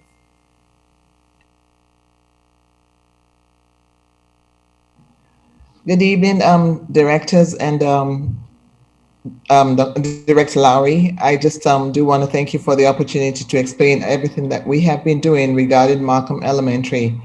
Markham Elementary is in a very unique situation in the sense that, yes, they do have a significant population that is classified as being historically underserved. Specifically, they have about 32% of students who are economically disadvantaged. They also have about 17.4% who are ELs, and then they have another 12.2% or thereabout who are special ed students. So we looked at the data that they do have. We looked at the academic performance of the students. They don't quite qualify for Title I designation because those designations are made on the 1st of October every year. At that point, Markham, for whatever reason, does not qualify. Part of what we determined is because the direct certified kids do not necessarily all get to apply for the services they need, so that they are factored into that determination. However, further down the road, as the year progresses, they do qualify. So I met with Craig Cuellar, the Deputy Superintendent over Instruction, and I also met with Leslie Odell, and we try to come up with some kind of interim funding or interim support system that would help Markham. To date, they have received about $140,000 above what they normally would receive. I've also been working very closely with the principal at the school to determine how those monies are spent and how we can best serve Markham. It is an ongoing conversation. I've been in conversations also with the parent community just so they know exactly what it is we're doing. So to date, they have received $140,000. We are looking for, we're working on creating some kind of interim stopgap measure for the other schools that may fall into this category. I think there are about 6 of them district-wide, so that every year at least we have something in place ready to go in the event that we do have schools that need the support.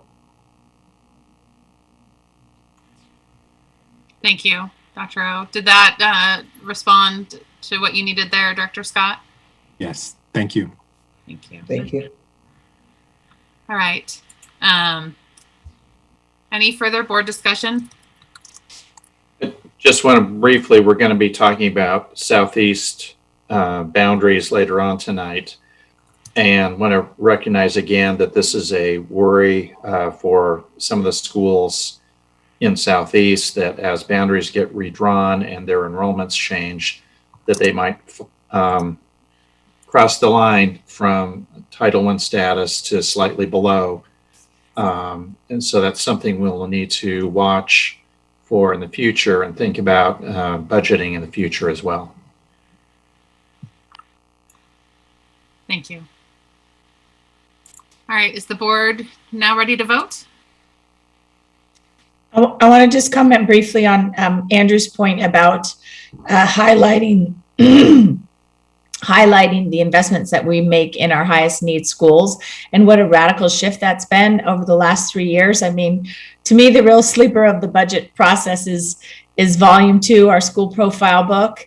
And it tells the story so clearly, and yet it's a story that I'm not sure we've done a great job of sharing with our community. I think there's still a lot of misperceptions in our community that schools are largely funded based on enrollment.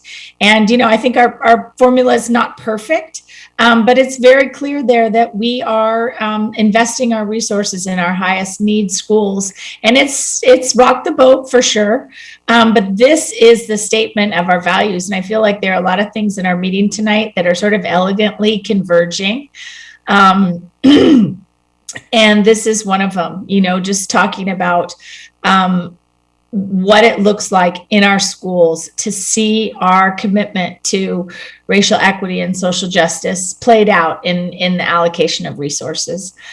So Superintendent, I appreciated your really moving remarks in your superintendent's report, and I appreciate the preamble, for lack of a better word, the context setting that you've done with this budget document about what our values and strategies are. And even more importantly, and this is something that I think is pretty remarkable, to be able to look at our budget and see how every bucket of allocations aligns to the system shifts that we've identified for our district.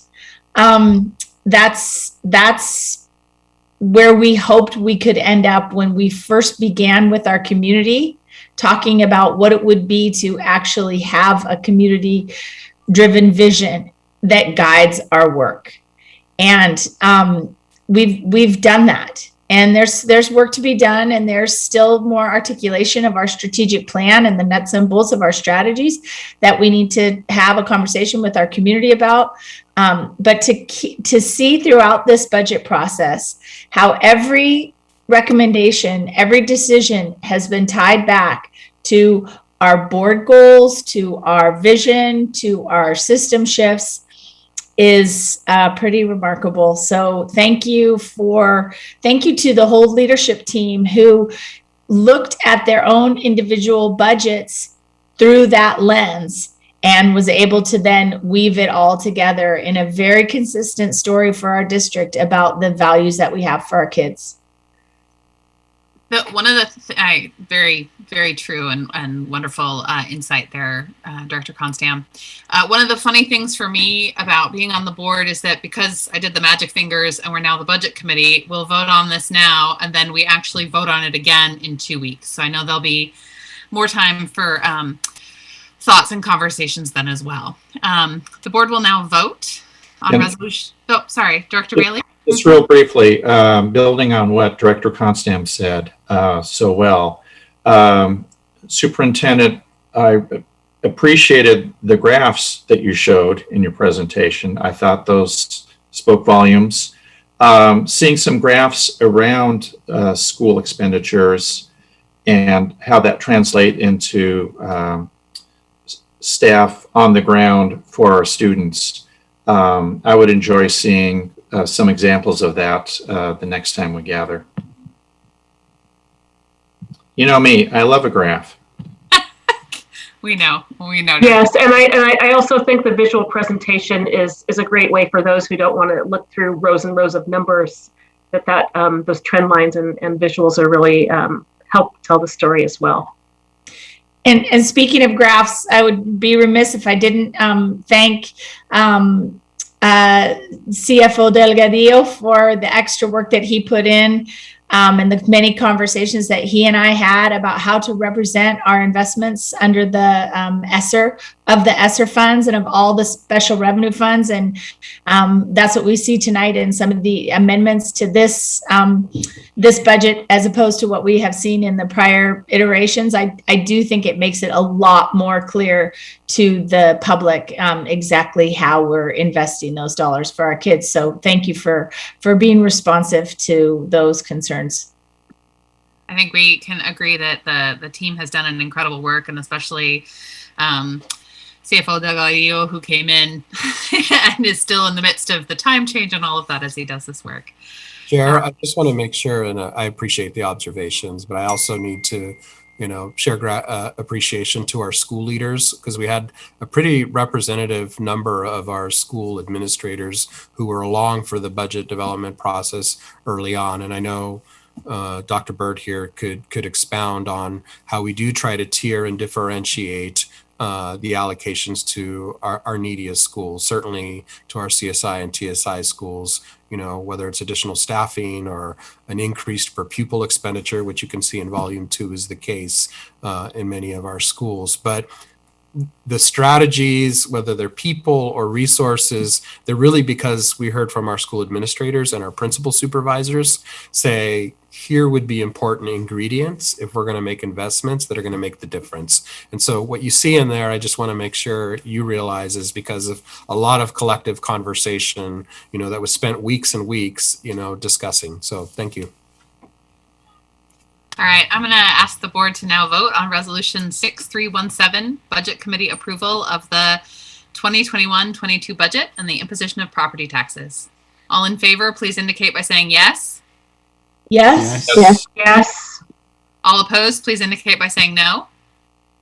Are there any abstentions?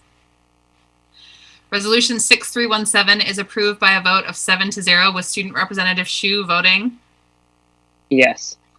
All right, I will now adjourn the board as the Budget Committee and call the board back into its regular session. Okay. Nathaniel? Oh, sorry, what? Yeah, I just got a quick question. Okay. I'm wondering, and this is just because it's my first cycle, and I don't need great detail or anything, but why we're voting twice on this matter? So like I said, we vote as the Budget Committee and then we vote as the board. So it's just one of those quirks of kind of how we could have a separate Budget Committee, but we have the full board as the Budget Committee. So that's why we vote twice. Once the approval, means adoption? Yeah, one's the approval, one's the adoption. So they're two different kind of aspects of the budget. So right. Nathaniel, Okay, if you're Nathaniel, if you're interested in learning more, I'd be happy to have coffee with you and walk you through the whole local budget law process. It is that'd be great, actually. It is Byzantine, and I can't tell if you're sarcastic or not, but oh no. That'd be great if you could connect. All right, we are going to move on to our resolution to urge legislators to adequately fund K-12 schools. Sadly, we got word this afternoon that the Senate passed a budget for the state school funds that is at 9.3. We really are advocating for 9.6. But as it goes without saying, we are very appreciative of the funding we do receive, and however, we know it is not enough. Adequately funding public education to serve students and families is among the most critical responsibilities of the Oregon State Legislature. And Director Constam and others had this wonderful resolution. And although we know that the Senate has passed a funding bill, we're hopeful that the House might be able to make some changes. So we're going to talk about this. Director Constam, would you like to introduce this resolution and help us determine our path forward as a board? Yes, I'm sorry. I wasn't certain if we were still going to do this or not, so I don't have the actual resolution queued up in front of me. I apologize. I had sent out an email saying, do we still want to do this? Since the Senate had already voted, and we had enough people say it's important that we at least say something about needing to adequately fund K-12, even if we don't pass the resolution, that we at least say to our legislators, we need to have funding that doesn't cause cuts, which is what this funding will. So I apologize, Amy, that I didn't communicate that clearly to you earlier today. No problem. I think we're probably fine with just the way that you have teed the issue up. And to Rita's persistent point, one of the most important points is that we believe that this represents a cut to our current service level. There's disagreement on how that's calculated, but it seems fairly clear to school leaders and those responsible for making and hewing to budgets that the funding level that we see at $9.3 billion from the state is a cut service level, which is sort of hard to believe coming out of a pandemic. But we have advocated for greater, as we will continue to do. And if anybody, do you want me to read something off the resolution? I think everyone has it before them in board books. And thank you everyone for your suggestions as we group edited it. Yeah. Thank you, Director Constam. So I'm gonna go ahead and ask, do we have a motion and a second to adopt resolution 6313, resolution to urge legislators to adequately fund K-12 public schools? So moved. Second. All right, Director Constam moves and Director Bailey seconds the adoption of resolution 6313. Rita, can we go ahead and have you speak about your amendments? Yes, thank you. Can you hear me? Okay. So I circulated some proposed amendments to this resolution. Those suggested revisions have now been posted in red line version. And apart from a couple of very minor copy edits, there are two substantive amendments that I would suggest. One is to highlight last week's remarkably positive revenue projections for the next 6 years, the next 3 biennia. And the second is to note that even with a $9.6 billion state school fund, Oregon's funding of K-12 education would remain woefully short of the quality education model funding levels. So in the interest of time, unless there's an objection, I would ask that all the amendments be voted on together rather than separately. All right, I think that's a great procedural take. Okay, so. So moved. Okay, so Director Bailey moves. Do we have a second to Director Moore's amendments? Second. Great, Director Moore seconds. All right, is there any discussion about Director Moore's amendments? All right, the board will now vote on the amendments before us from Director Moore. All those in favor, please indicate by saying yes. Yes. Yes. Yes. All opposed, please indicate by saying no.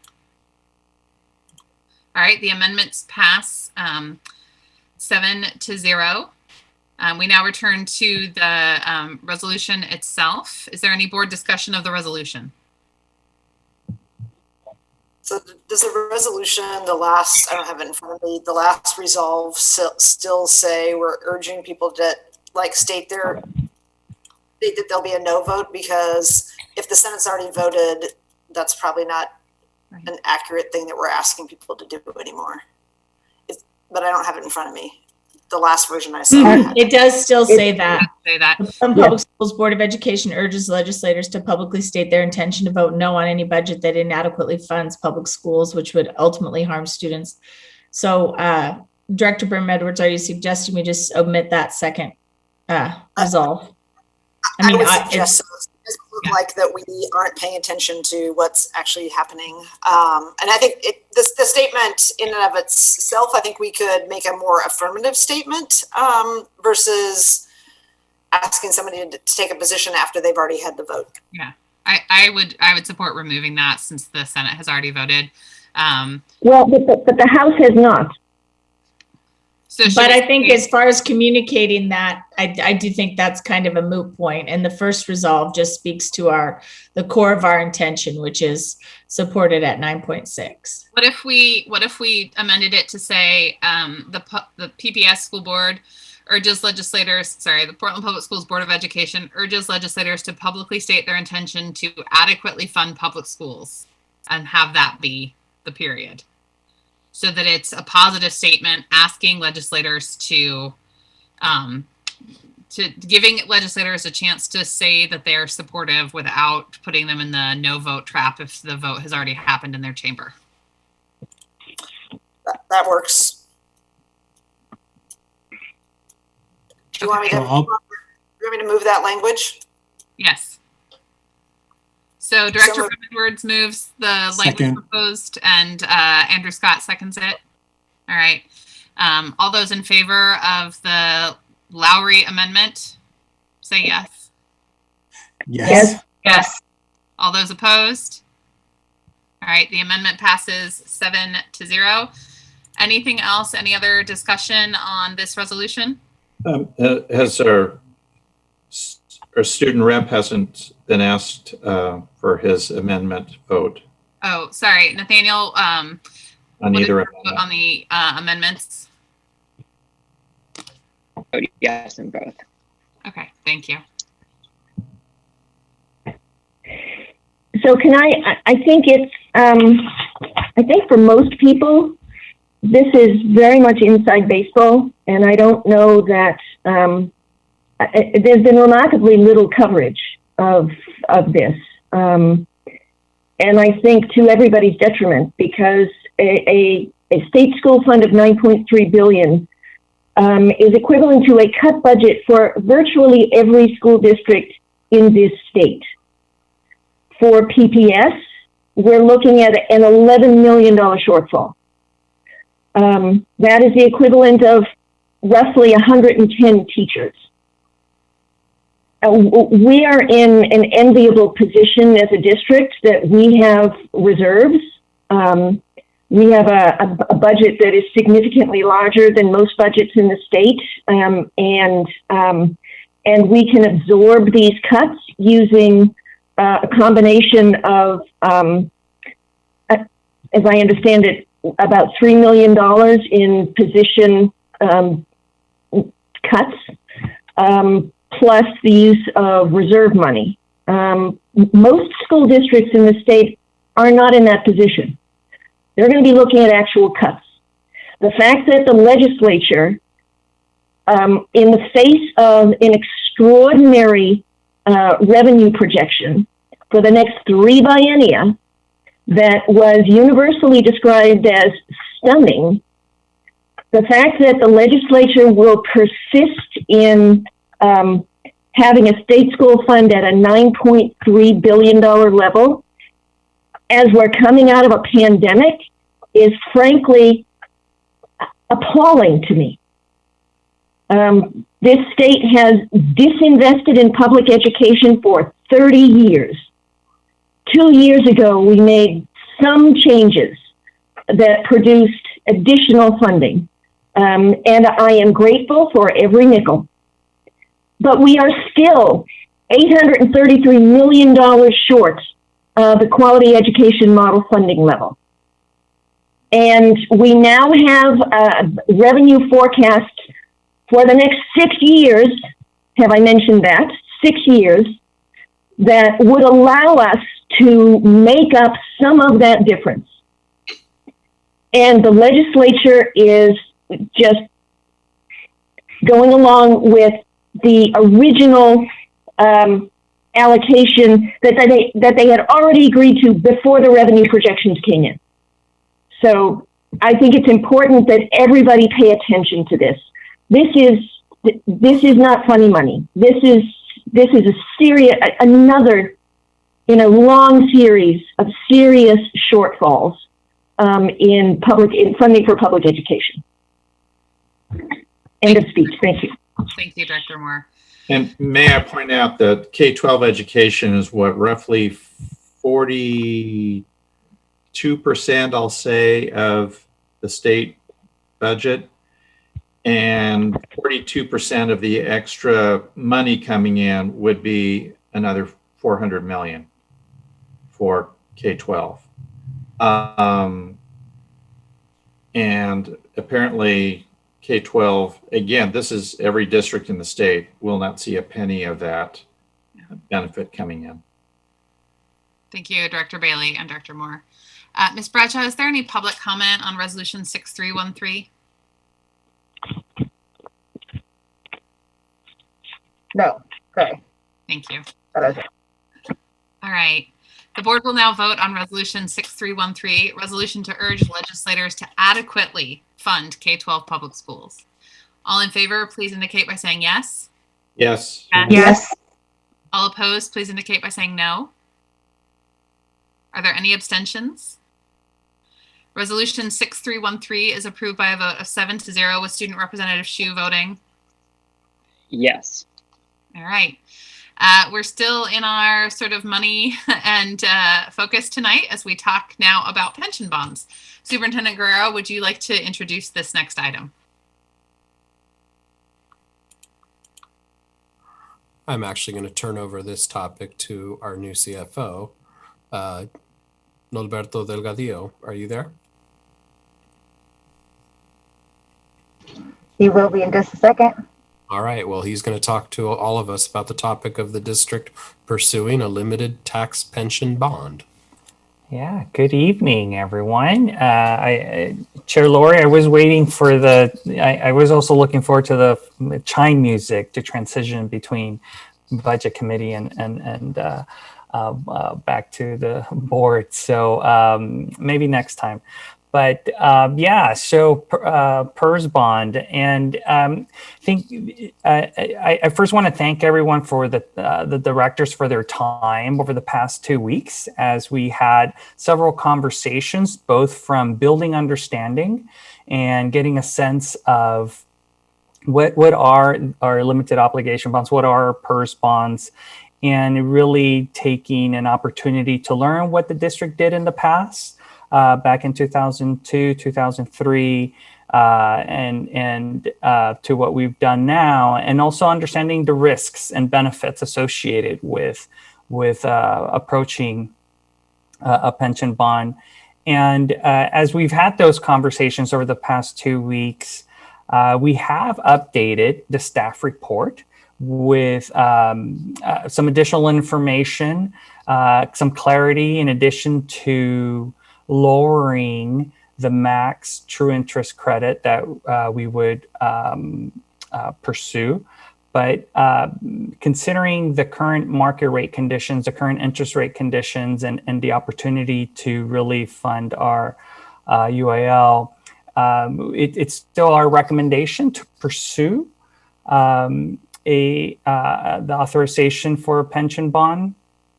And I really would open it up for additional questions. And if there are additional feedback or comments, more than happy to answer them. And we did invite a few guests, but I'll keep them in the waiting room. We'll see if they're needed. But I think definitely want to provide an opportunity for the directors to ask any additional questions.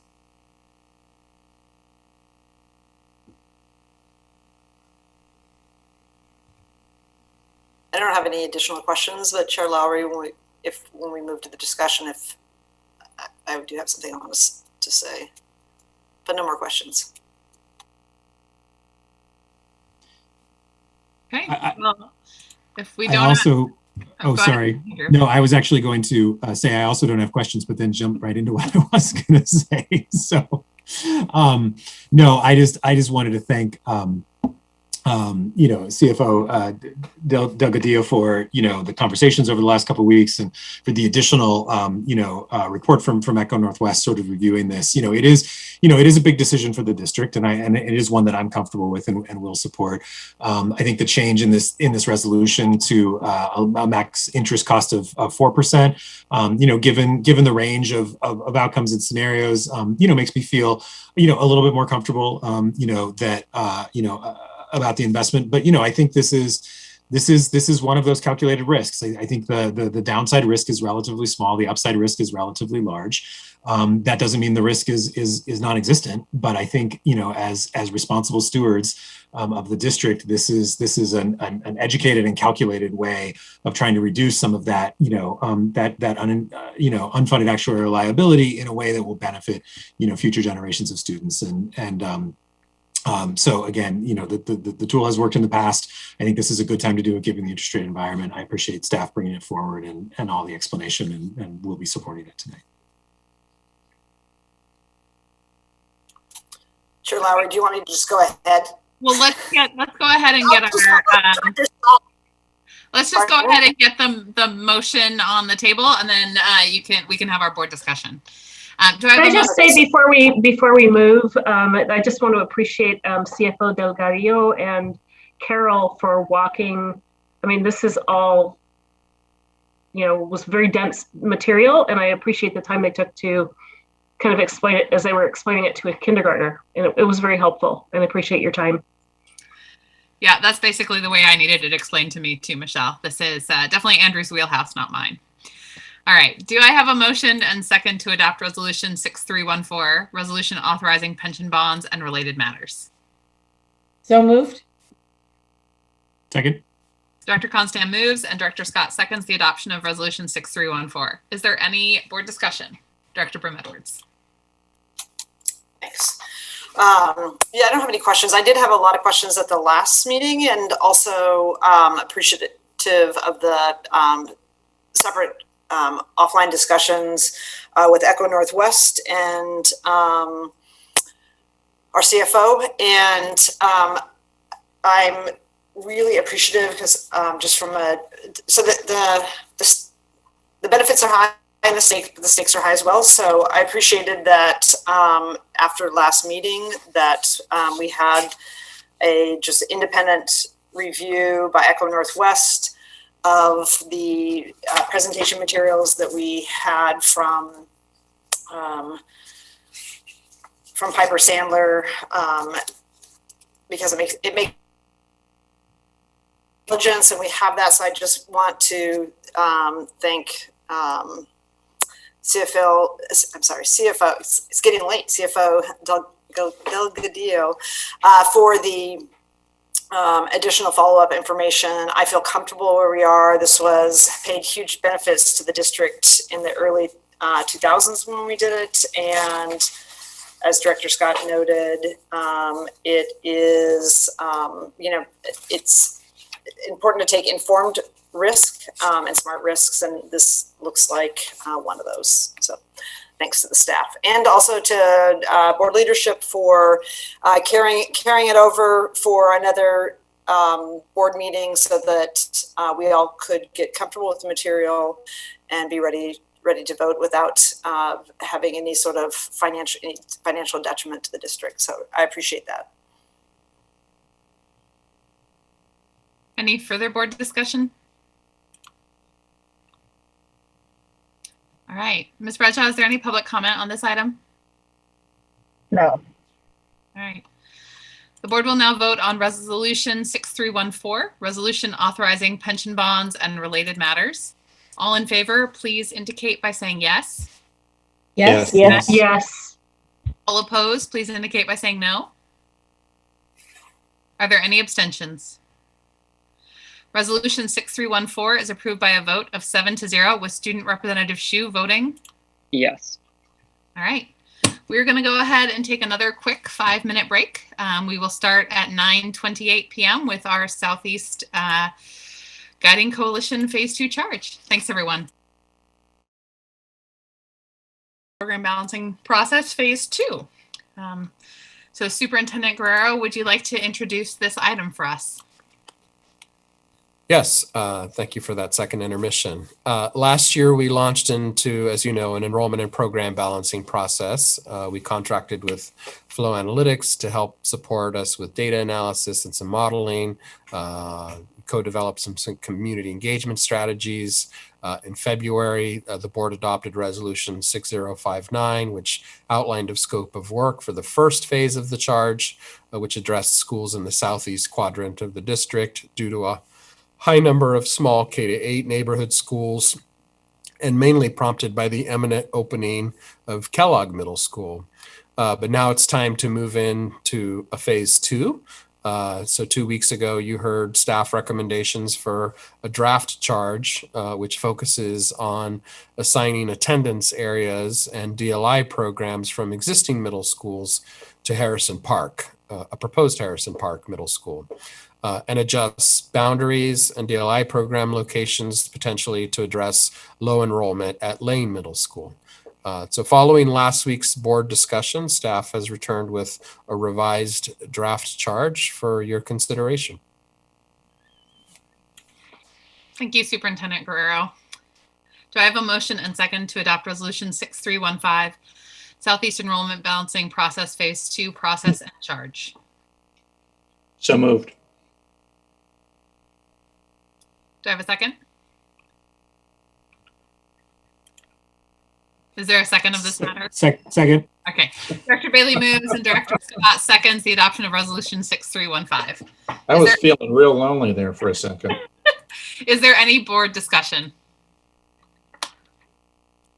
So just a couple things that to just clarify about the process. Again, I think this is another example where we really benefited by having a discussion at one board meeting and then having that incorporated into the documents for the next board meeting for consideration versus trying to do it all in one board meeting. So I appreciate staff's work on that. So just to clarify that what we're adopting is the resolution, not all the background materials. I know last time there was sort of a question about like are we going by what's in the background materials or what's in the resolution? So it's what's in the board resolution.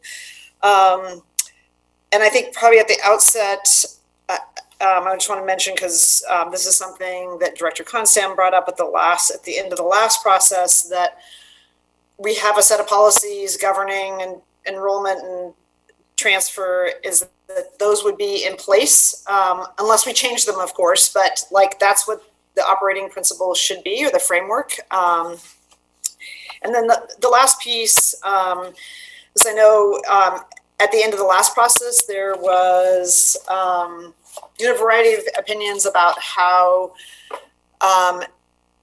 just roles and what lanes everybody was going to be in. And I do think, based on the conversations we've had to date, the agreement on sort of more check-ins with the board, just so that we're aligned and it's not all of a sudden we get to the end of the process and the board is somewhere different.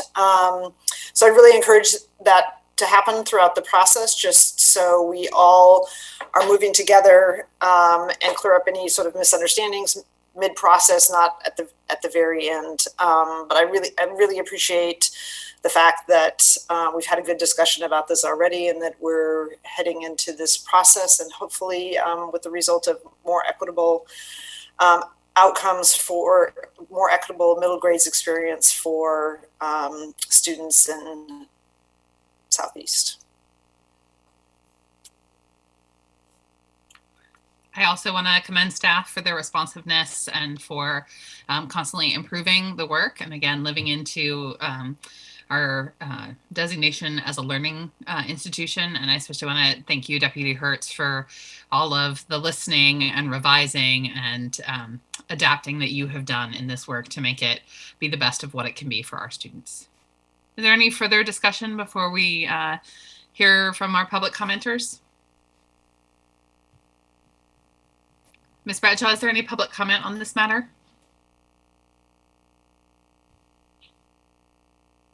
Ms. Bradshaw? There is no public comment. No, okay, great, thank you. All right, is the board ready to vote? Oh, wait, I'm sorry, Chair Larry. There is one person here. I thought there was, but things change and evolve. All right, thank you, Ms. Bradshaw. This is it. Also, I had some comments that were submitted to me today that I circulated to everybody, so hopefully people have had an opportunity to review those.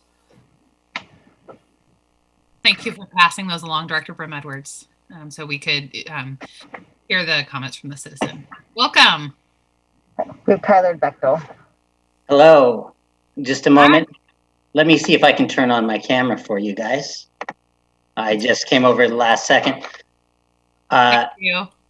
I got worried there. I thought you were going to forget about me. Good evening, Chair Lowry and PPS Board. My name is Tyler Bechtel, Bechtel, and I'm the parent of 2 PPS school children. I'd like to address 2 issues tonight. First, I ask that the PPS and the board ensure the phase 2 process and all rebalancing processes going forward adhere to Oregon Public Meetings Law. Second, please consider reconstituting the coalition, realizing that PPS has given an inequitable weight to a few individuals, allowing a small minority of the coalition to dominate the conversation. In February, I requested public records from PPS. 3 months later, my request received a response. Were phase 1 following Oregon Public Meeting Laws, all of the material I received would likely have been required to be published for all to see. I received 395 pages of emails just last week, and I immediately signed up for public comment before seeing that a public meeting notice had been published for the next coalition meeting. This is a promising change for PPS. To understand the gravity, we need only look at the records received. The emails show conversation within the coalition was dominated by very few individuals. Still, an even smaller number of coalition members were given an opportunity by PPS staff to steer the conversation. A writing team was given an extra level of editorial review that other members, the public, and the board were not likely aware of. This allowed a few privileged persons to have a louder voice. Ironic, because when one school was left out of the phase 1 process and that community objected, those objections were derided by the coalition members and at least one board member as a few loud voices. The emails showed deliberations and decisions were made out of view of community members. Between meetings, flurries of emails and messages were sent back and forth through the Discord app, emails. It created a back channel deliberation that the public was not aware of. Imagine if this board could deliberate through email and serial communications. Your board meetings would certainly be shorter, but the decisions you reach and how you reach them would be a mystery. This explains the surprise some neighborhood school communities had when the final phase 1 proposal was presented. Multiple emails show that the coalition members also saw problems with the process and doubted the actual consensus had been reached. On January 12th, the recommendation was presented to by coalition members to the board. A neighborhood school PTA testified and submitted written testimony. Would it surprise the board to know that in advance of this testimony, it was provided to a coalition member along with instructions by PPS staff to rebut the concerns they were going to raise? I'll make my written testimony available to you tonight, but unfortunately, we can't trust that submitting testimony in advance won't be met by a coordinated effort by the district advisory team to discredit or minimize our concerns. Moving forward, please make a strong statement tonight that openness, transparency, and equal voice is a priority to the board. Don't put the rebalancing effort in jeopardy of being held hostage by a legal process. PPS staff have argued the coalition was in. I'll finish up really quick because I want to respect your time. The PPS staff have argued that the coalition was informing staff who would then pass on the recommendation to the board. The very fact that you're meeting tonight to set the scope for the coalition, to give them a task and set parameters, means the coalition has become a committee of this board and is subject to Oregon public meeting laws. Thank you. I ask you to make a strong statement tonight, require this process, follow public meetings law. Also, I urge you to reconstitute the coalition and rebalance some of the dominating voices. Thank you for your time. All right, any further board discussion on this matter? I have just a question, just based on, because I know this was an issue last time about whether the coalition was, because they were making recommendations to staff that were then making recommendations to the board, what the status was. And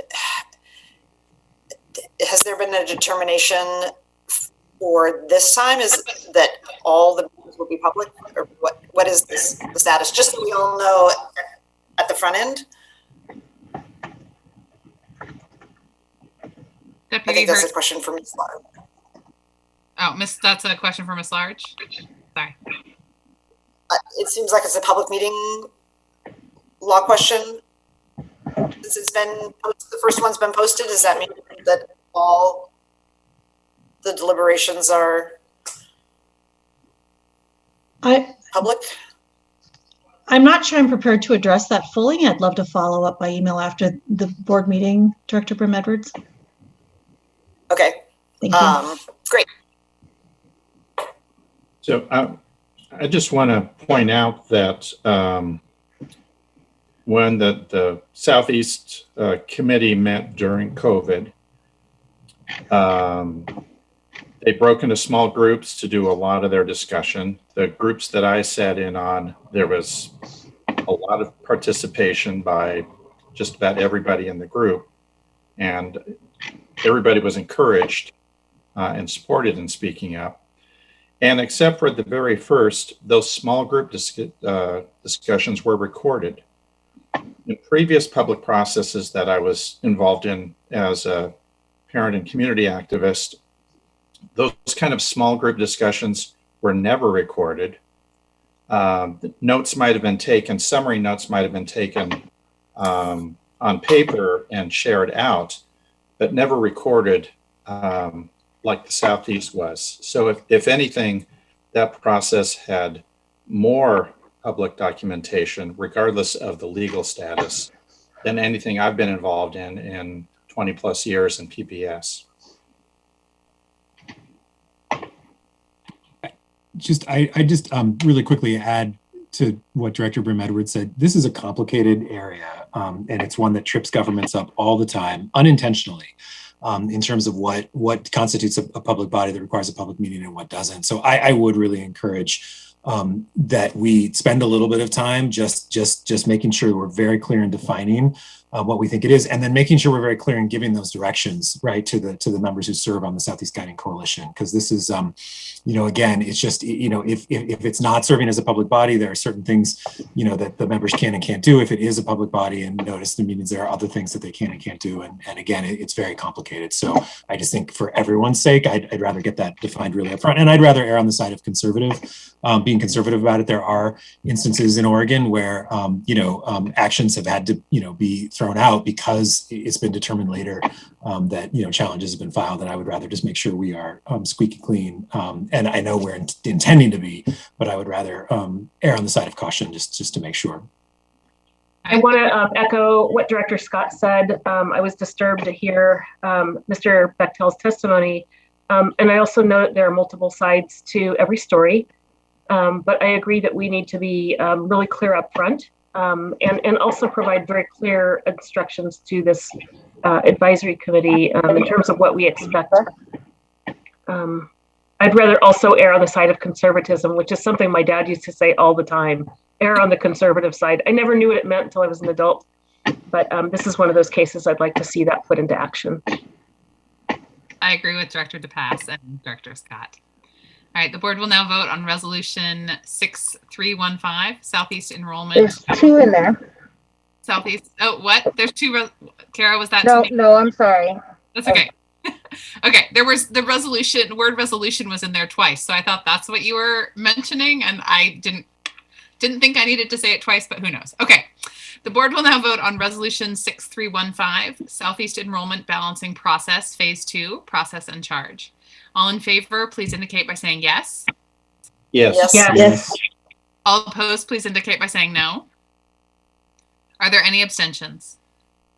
Resolution 6315 is approved by a vote of 7-0 with Student Representative Hsu voting. Yes. And I didn't vote either, so I vote yes. Sorry. Oh, I'm sorry, Director Constam, I missed you. Okay. No, I was just asleep at the switch, literally and figuratively. Thank you. Okay, so we are 7-0 with that vote from Director Constam there. Okay, now we are moving on to something very exciting that I know that folks are anxious about, and I heard our public commenter today say she had lost faith that this was actually going to happen, but we're going to talk about full-time reopening for full 5 days. Director Scott, would you like to introduce this resolution?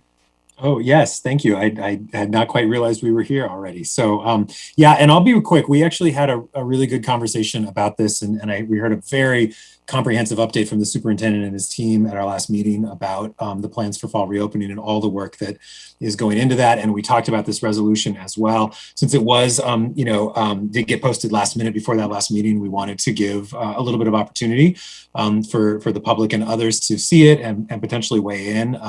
I did not receive any comments in the intervening 2 weeks. If others did, it would be a great time to talk about them. But just to recap very briefly, my reason for bringing this resolution forward really was sort of threefold.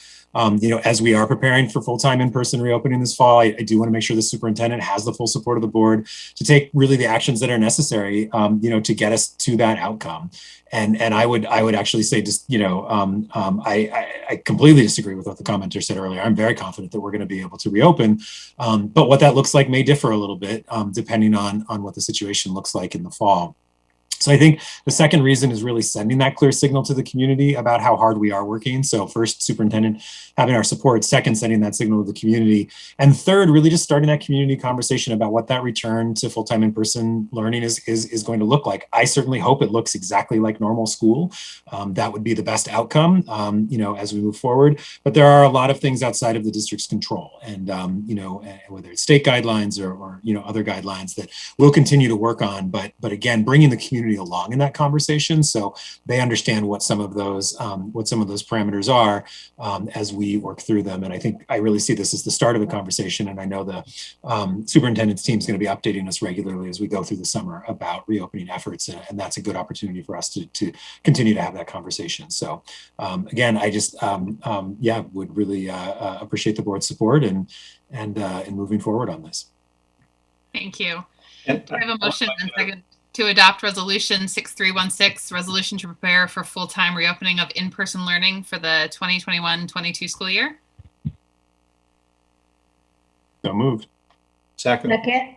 All right, Director Scott moves and Director Bailey seconds the adoption of Resolution 6316. Is there any board discussion? Real quickly, in contrast to some other highly publicized districts, although I read the headline, not the article, so I hope I'm wrong, but we specifically are saying we should have a virtual option for those families who still feel the need. And we got a letter to that effect from a concerned parent today. So just want to affirm that there will be a virtual option along with what we hope most of our students will be back in person. I just want to affirm that that is the case, Director Bailey. We have a team of staff developing a virtual school option model for families, for students who have very real reasons for not being able to come back to school quite yet. So just stay tuned. We're still working out some of those details. Thank you, Superintendent. I just want to also mention that would be across all grade levels, not just a high school option. Thank you for clarifying.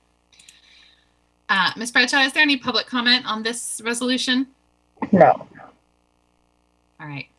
The board will now vote on Resolution 6316, resolution to prepare for full-time reopening of in-person learning for the 2021-22 school year. All in favor, please indicate by saying yes. Yes. Yes. Yes. Yes. Yes. All opposed, please indicate by saying no. Are there any abstentions? Resolution 6316 is approved by a vote of 7-0 with Student Representative Hsu voting Yes. okay. Now we turn to policy, and having served on the policy committee for the last 2 years, it is amazing the amount of work that goes into these policies. Tonight, the board will be holding a first reading on 6 policies, and then a first reading to rescind 3 policies. And I really want to commend Mary Kane, who has done a ton of work on all of our policies around sexual harassment and anti-harassment and non-discrimination and violence, dating violence between teenagers, to really help us have policies that support our students. So as chair of the policy committee, however, I'd like to ask Director Moore to do the hard work of introducing each of these policies that are before us tonight. Director Moore? Thank you. The first policy we're going to talk about is the complaint policy, 4.50.032P. PPS undertook a major revision of this complaint policy in 2018 in order to better align with our state obligations for addressing student and family complaints. Since that time, the complaint coordinator and other staff have received feedback from families and community members about their experiences with the complaint process. As a result of this feedback, staff identified some language in the policy that could be clearer for families and staff and requested that the board policy committee revisit this policy. The committee has been working on this policy since August 2020.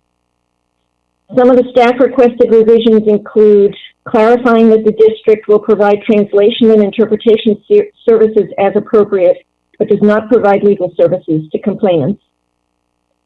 Removing a reference to the ombudsman, as that position has been eliminated, and adding reference to a new community liaison position, who was actually introduced this evening. Numerous revisions to simplify language and clarify how the complaint process works in order to make it more understandable for families. Correction of inaccurate references to statutes or administrative rules.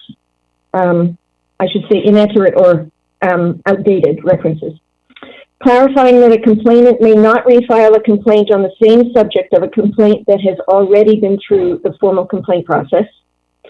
And aligning our definition of who can file a complaint with ODE's Division 22 standards. In addition to these requested edits, the policy committee made a number of additional changes to provide more guidance on, for example, the multiple ways that students and families can express concerns or complaints and seek a remedy, including but not limited to lodging a formal complaint. the type of complaints that could be made directly to the board related to the superintendent individually versus general complaints about administrative actions, expectations of board members and notice from staff when a formal complaint is pending, and expectations around provision of materials related to a step 3 hearing before the board. The committee was not unanimous on all the changes or on the decision to vote the policy out for a first reading at this time. Among other concerns, Director Brim Edwards voiced concerns that the committee had not had sufficient input from the community. The committee did consider carefully the recent survey done with families who've been through the complaint process in recent years, including before the 2018 policy revisions. The committee also agreed that community engagement on this policy should happen in the fall when the impact of the pandemic is less pronounced, and staff is planning to do that. The timing decision before the committee was whether to advance the proposed revisions now and engage in additional revisions next school year versus holding all potential revisions until that time. The majority of the committee felt the proposed changes that are having first reading tonight should not wait for another 9 to 12 months because they provide clarity, additional information, or make needed changes. And the timeline for additional community engagement is the same under both scenarios. The committee and staff also acknowledged that the results of the recent survey, as well as other feedback, reveal that the family experience in the formal complaint process needs improvement. Much of that improvement will likely come outside of the policy language and in the form of communication training and successful deployment of the new family resource coordinator. Director Moore. Director Brim Edwards, I know you shared that you wanted to make a comment. Yeah, thank you. Appreciate that. So the complaint policy is one of the ways in which parents who haven't been able to work things out at the school level can elevate their concerns to district leadership, whether that's the board or the superintendent and senior staff. And as Director Moore indicated, staff brought some suggested changes to the committee. A survey was sent out to parents by PPS staff who have been participants in the complaint process to get their feedback on the complaint process and their experience. The results showed, and I would encourage board members, especially those who aren't on the committee, to look at the data because it shows that there were really significant issues that were raised and dissatisfaction with the experience that people had with the complaint process. And because we were in the midst of the pandemic, the discussion had been that the engagement would be, we all collectively, the committee decided that more community engagement was needed based on the survey. But because of the pandemic, it would need to wait to the fall. And so the committee did agree to put it off to the fall. And then last week or last couple of weeks changed course. And I'm going to ask that the board it's not very often that I can't remember another time that I've opposed or not been supportive of moving a policy out of the committee. But what I would ask is that the board get the community engagement before we move to a second reading, because moving ahead with the second reading, implementing the policy, and then doing community engagement, I don't think, just misses the whole community engagement process. I do know that there is a desire to clarify an issue that came up in recent weeks based on one complaint. And I've had a discussion with the staff and superintendent about the proposed policy and this specific issue. And there are other ways to address this clarification that is needed. And there is a way the board could, for example, pass a resolution until there was an opportunity for the community engagement to happen that would allow us to clarify that administrative and operational actions by the superintendent are treated just like administrative and operational actions taken by principals and other central office staff. So there is a need to clarify that, but it can be done in another way, and we actually can have community engagement around this specific policy. We've had a lot of discussions from the policy committee about not moving things along without doing community engagement or without getting it right, and I just feel like we haven't done that, and I'm not comfortable on something, especially that's directly about our relationship with the parent community. Sometimes in the moments when our relationships are most frayed or most challenging, that we're just going to move ahead without getting community engagement. So I would hope that the board would consider an alternative way to get after the one issue that seems to be there's some urgency to get resolved, and have our community engagement this fall as we had planned. Thank you for the consideration, Chair Lowry. I think, Director Brim-Edwards, that the work on this policy is not done, and the work on our complaint policy is not done. For me, and we had this discussion at length in the policy committee. For me, this is about more than one issue. To me, it matters that our policy references an ombudsman, and that we have this new Mr. Tibbs in this new role. I think it's really important that this is a complicated and deeply emotional process for families. And so it's important to me that we correct what we can now to make it easier for complainants in the immediacy, and then continue to do the deeper work of the fixes. Because I'm concerned both about families filing complaints now and families in a year. And I want us to clean up as much as we can, so that if a family is entering into this overwhelming moment of, okay, how do I file a complaint, that the information that's on our website is accurate, that the policy reveals the current status of PPS. And I agree with you. We have a lot more work to do on the complaint policy. And I think, as Director Brim-Edwards said, it's not the policy language that's the make or break. It is the relationships. It is the staff. It is the way we connect and work with people. But I do think that the policy language is often people's first entry point with the complaint. And to have that cleaned up is why I support doing the plan as we have it, of doing the first reading and the second reading, and then in the fall doing the bulk of the rest of the work after we've done these technical fixes. So I know you and I disagree. We talked about this at length at the policy committee meeting, but that's sort of my viewpoint. And I see that Director Constan wanted to weigh in. I think that we have had several times where we've had an iterative process with policy revision, and that's just part of the game. I don't see any reason to sort of make things more difficult for our families in the interim. And we're going to engage in the deep community engagement work under Mr. Tibbs's leadership, regardless. So I don't see any justification for not making these fixes now. It won't change how we reach out with our families and how we approach our public engagement going forward. So I'd like to put this in for first reading, and then look forward to that engagement process. I'd like to respond, since people responded to me, is that the difference is we asked for feedback and we're just not going to engage with it. So we're moving ahead with our own changes without taking into consideration the feedback that we received. And you and I again have talked about that and disagree about how we got the survey and how we're engaging with it. I see that Director DePass would like to. I have a comment and a question. So I'm in favor of moving it forward as is, as long as, with the promise of doing a more robust community engagement, keeping the process iterative, adding to it, continuously improving it. I had a couple questions. One was about the role of this family services coordinator.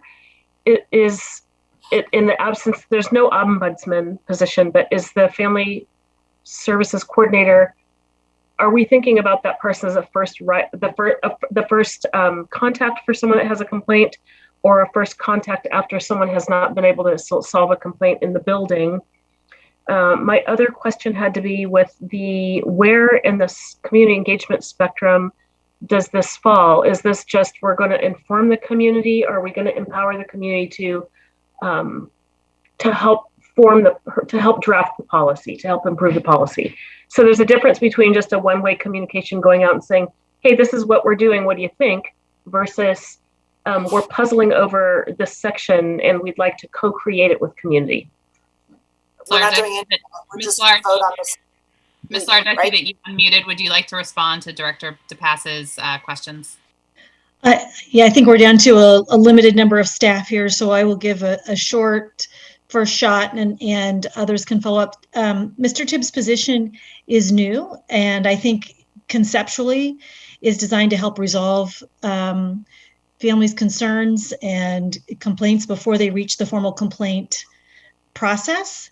That will always be available to them. I think there are a number of ways where that can happen. They could have gone through different channels at their school and come to him. They could come to him and he could help work with the school. I think he is, in fact, right now building the communication and his approach. He's doing a lot of listening right now, and is anxious. I know I just talked to him last week, anxious to get up here and start meeting with school leaders. And so he can help the dialogue and the relationships at the earliest opportunity. And I'm sure that he or Jonathan can provide something a little more robust. And I suspect they'll probably be before the board to do that at some point once he gets his feet on the ground, or certainly the policy committee on this policy. I'd like May I also ask, just as a, I was interested to see the summary report of the survey. Do we, I hope we do we track complaints by race or ethnicity or other social demographics that you know of, or even if it's Yes. voluntary? We do at the first stage. I got a question over the weekend about how those race and ethnicity profiles change. Perhaps step 1 isn't the same as step 2, which may not be the same as step 3. So we have done that analysis though on those who file, and we track on that. And track outcomes as well. Director DePass, I just don't know. I don't know that the outcomes are always in. There's many that are yes, there are many that are no, and there are some that are less binary than that. So I don't know exactly how that is tracked. I don't want to give you an incorrect answer.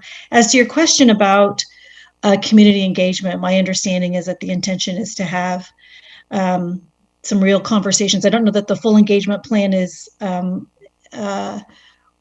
entirely fleshed out, but I know that there was discussion with Shanice and her team about some focus groups with parents who've been through it, as well as some other outreach.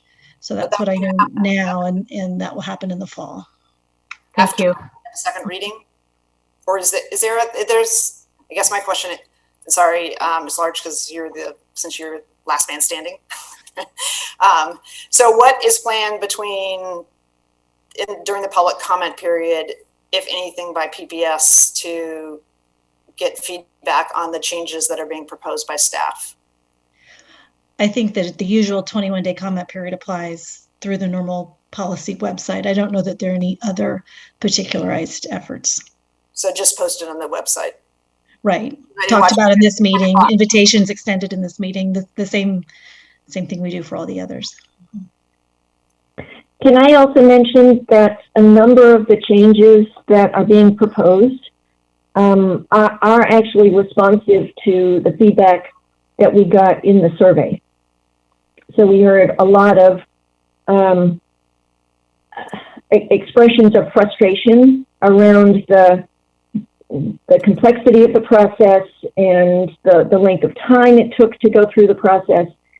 And I think a lot of the language changes that are incorporated here are directly responsive to those kinds of concerns. I also want to note, as I'm looking at this table 1, that in 2020 we had fewer complaints during a pandemic than we did several years ago. I mean, it looks like since 2014. So I know the year's not over yet, knock on wood, but literally a very few number of complaints. That was interesting. Yeah, it is. I think it goes to the work that our district is doing and especially our building staff to respond to families in the buildings and proactively deal with concerns there. So thank you again, Superintendent Guerrero, for that cultural shift you've been key in implementing here in PPS. That was the only note I wanted to make is we are talking about a formal complaint policy. I mean, for me, the bigger prize is a culture and a climate where our stakeholders, our family, our community feel they can approach us with questions and concerns, compliments even, and that those get resolved or heard or listened to or attended to in a very progressive fashion, more informally. And I think that happens every school day, hundreds of times, and, by our teachers, by our principals, by their supervisors, by central office staff. And I recognize that there needs to be also a mechanism for officially formal complaints that fall under especially Division 22 categories. There's a very limited couple dozen folks who have exercised that as an option, and there's probably more work to sort of continue to clarify a process that is more efficient for not just families but also for staff, as we've seen. So I know that there's a shared interest in doing that, because we don't want to make it taxing for the complainant, nor do we want to make it taxing for the staff. And so we end up in not a very efficient two-way feedback loop. And I think that's what we all have a commitment to resolving. Thank you, Superintendent. Rita, would you move us along now to the responsible technology use policy, please? Yes. So the next policy is responsible technology use policy, 8.60.040P. This is an update to the acceptable use policy that was created in 2007. This policy and the subsequent revisions reflected the state of access to technology at the time of the creation, of its creation. The responsible use policy is a rewrite of the acceptable use policy, making it more succinct and streamlined, and removing extraneous detail and outdated technologies, and acknowledging the current state of technology in the district. Thank you. Board members, any questions or comments?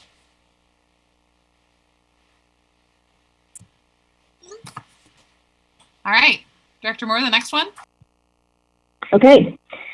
So next, we have a suite of policies that fall under the umbrella of anti-harassment that are being either revised or rescinded in order to bring the district into compliance with a number of recent statutory revisions addressing harassment, including sexual harassment, in the workplace and within the educational setting. As we incorporated the new requirements into the policies, staff endeavored to organize these policies in a way that may provide easier use for students and staff. In some instances, policies were joined where there was overlap in content and focus. Some were out of date and had been replaced by other policies that are current with state and or federal law. A few policies required only that we update the definition of sexual harassment to align with current law.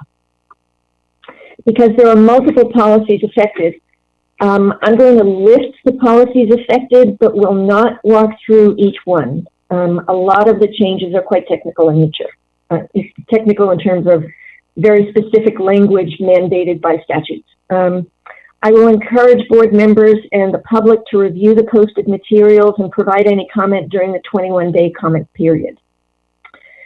So we have four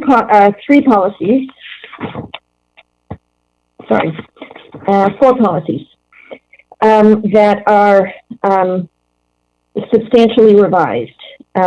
First, anti-harassment non-discrimination policy, 1.80.020P.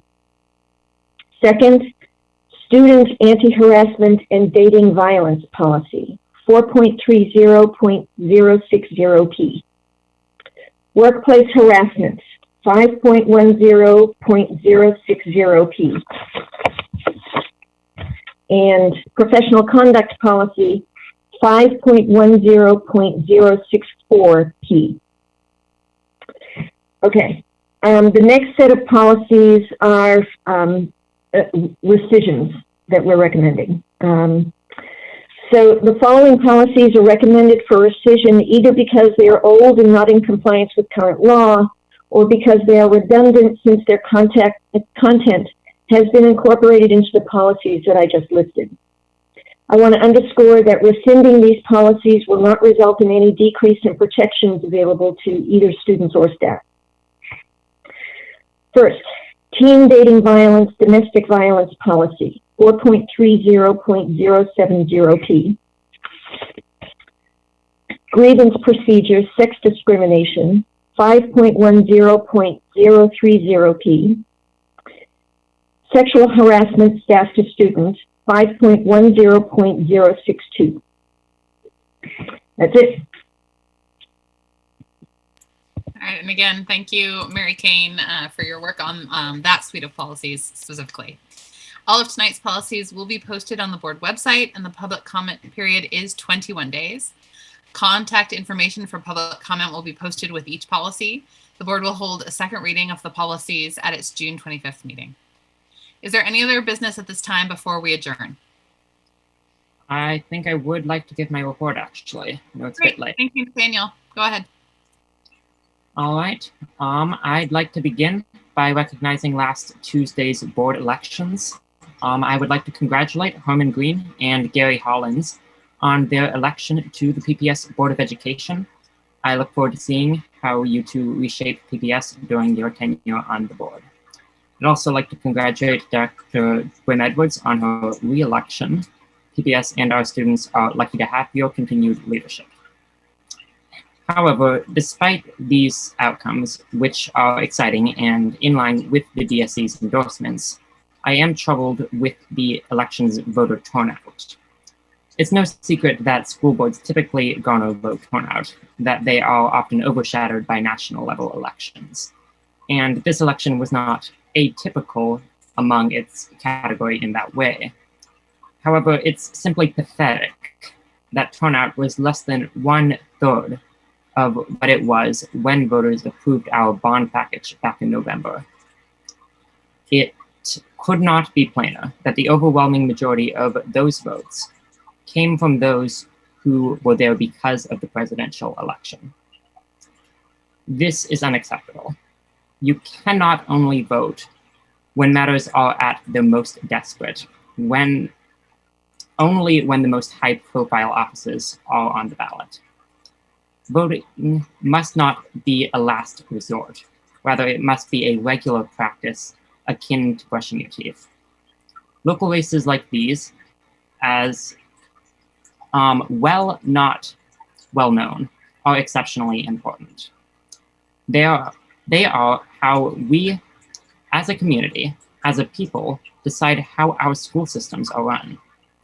When less than one third of the voters who turned out in November do so for this election, what does that say about our community's fundamental value of education?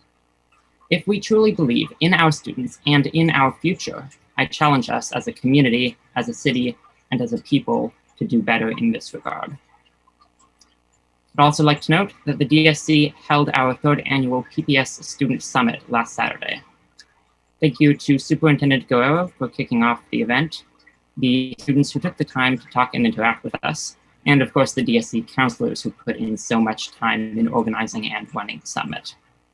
Unfortunately, the event did have low attendance, which we attribute to the unfortunate fact that we were unable to come together at one of our school sites, as has been tradition, as well as the summit being scheduled relatively late in the school year. Nevertheless, we did have some excellent conversations with those who did show up, and we are hoping to learn from this experience in scheduling next year's summit, which the DSC is planning to schedule in the first half of the 2021-2022 school year. And finally, I'd like to finish by echoing what's been said earlier in the meeting, that it is absolutely ridiculous for the legislature to be cutting school funding as we're emerging from a pandemic. I'm saddened by the Senate approving such cuts earlier today, and I hope that the House ultimately rejects them and funds the state school fund at least $9.6 billion. Thank you, and that concludes my report. Thank you, Student Representative Hsu. Any other business for tonight? Can I just congratulate you, Chair Lowry, on the time, 10:15, and all of my colleagues as well. That was a tremendous amount of work we got done on schedule. So thank you, everybody. I mean, not on schedule, right on time. Just amazing.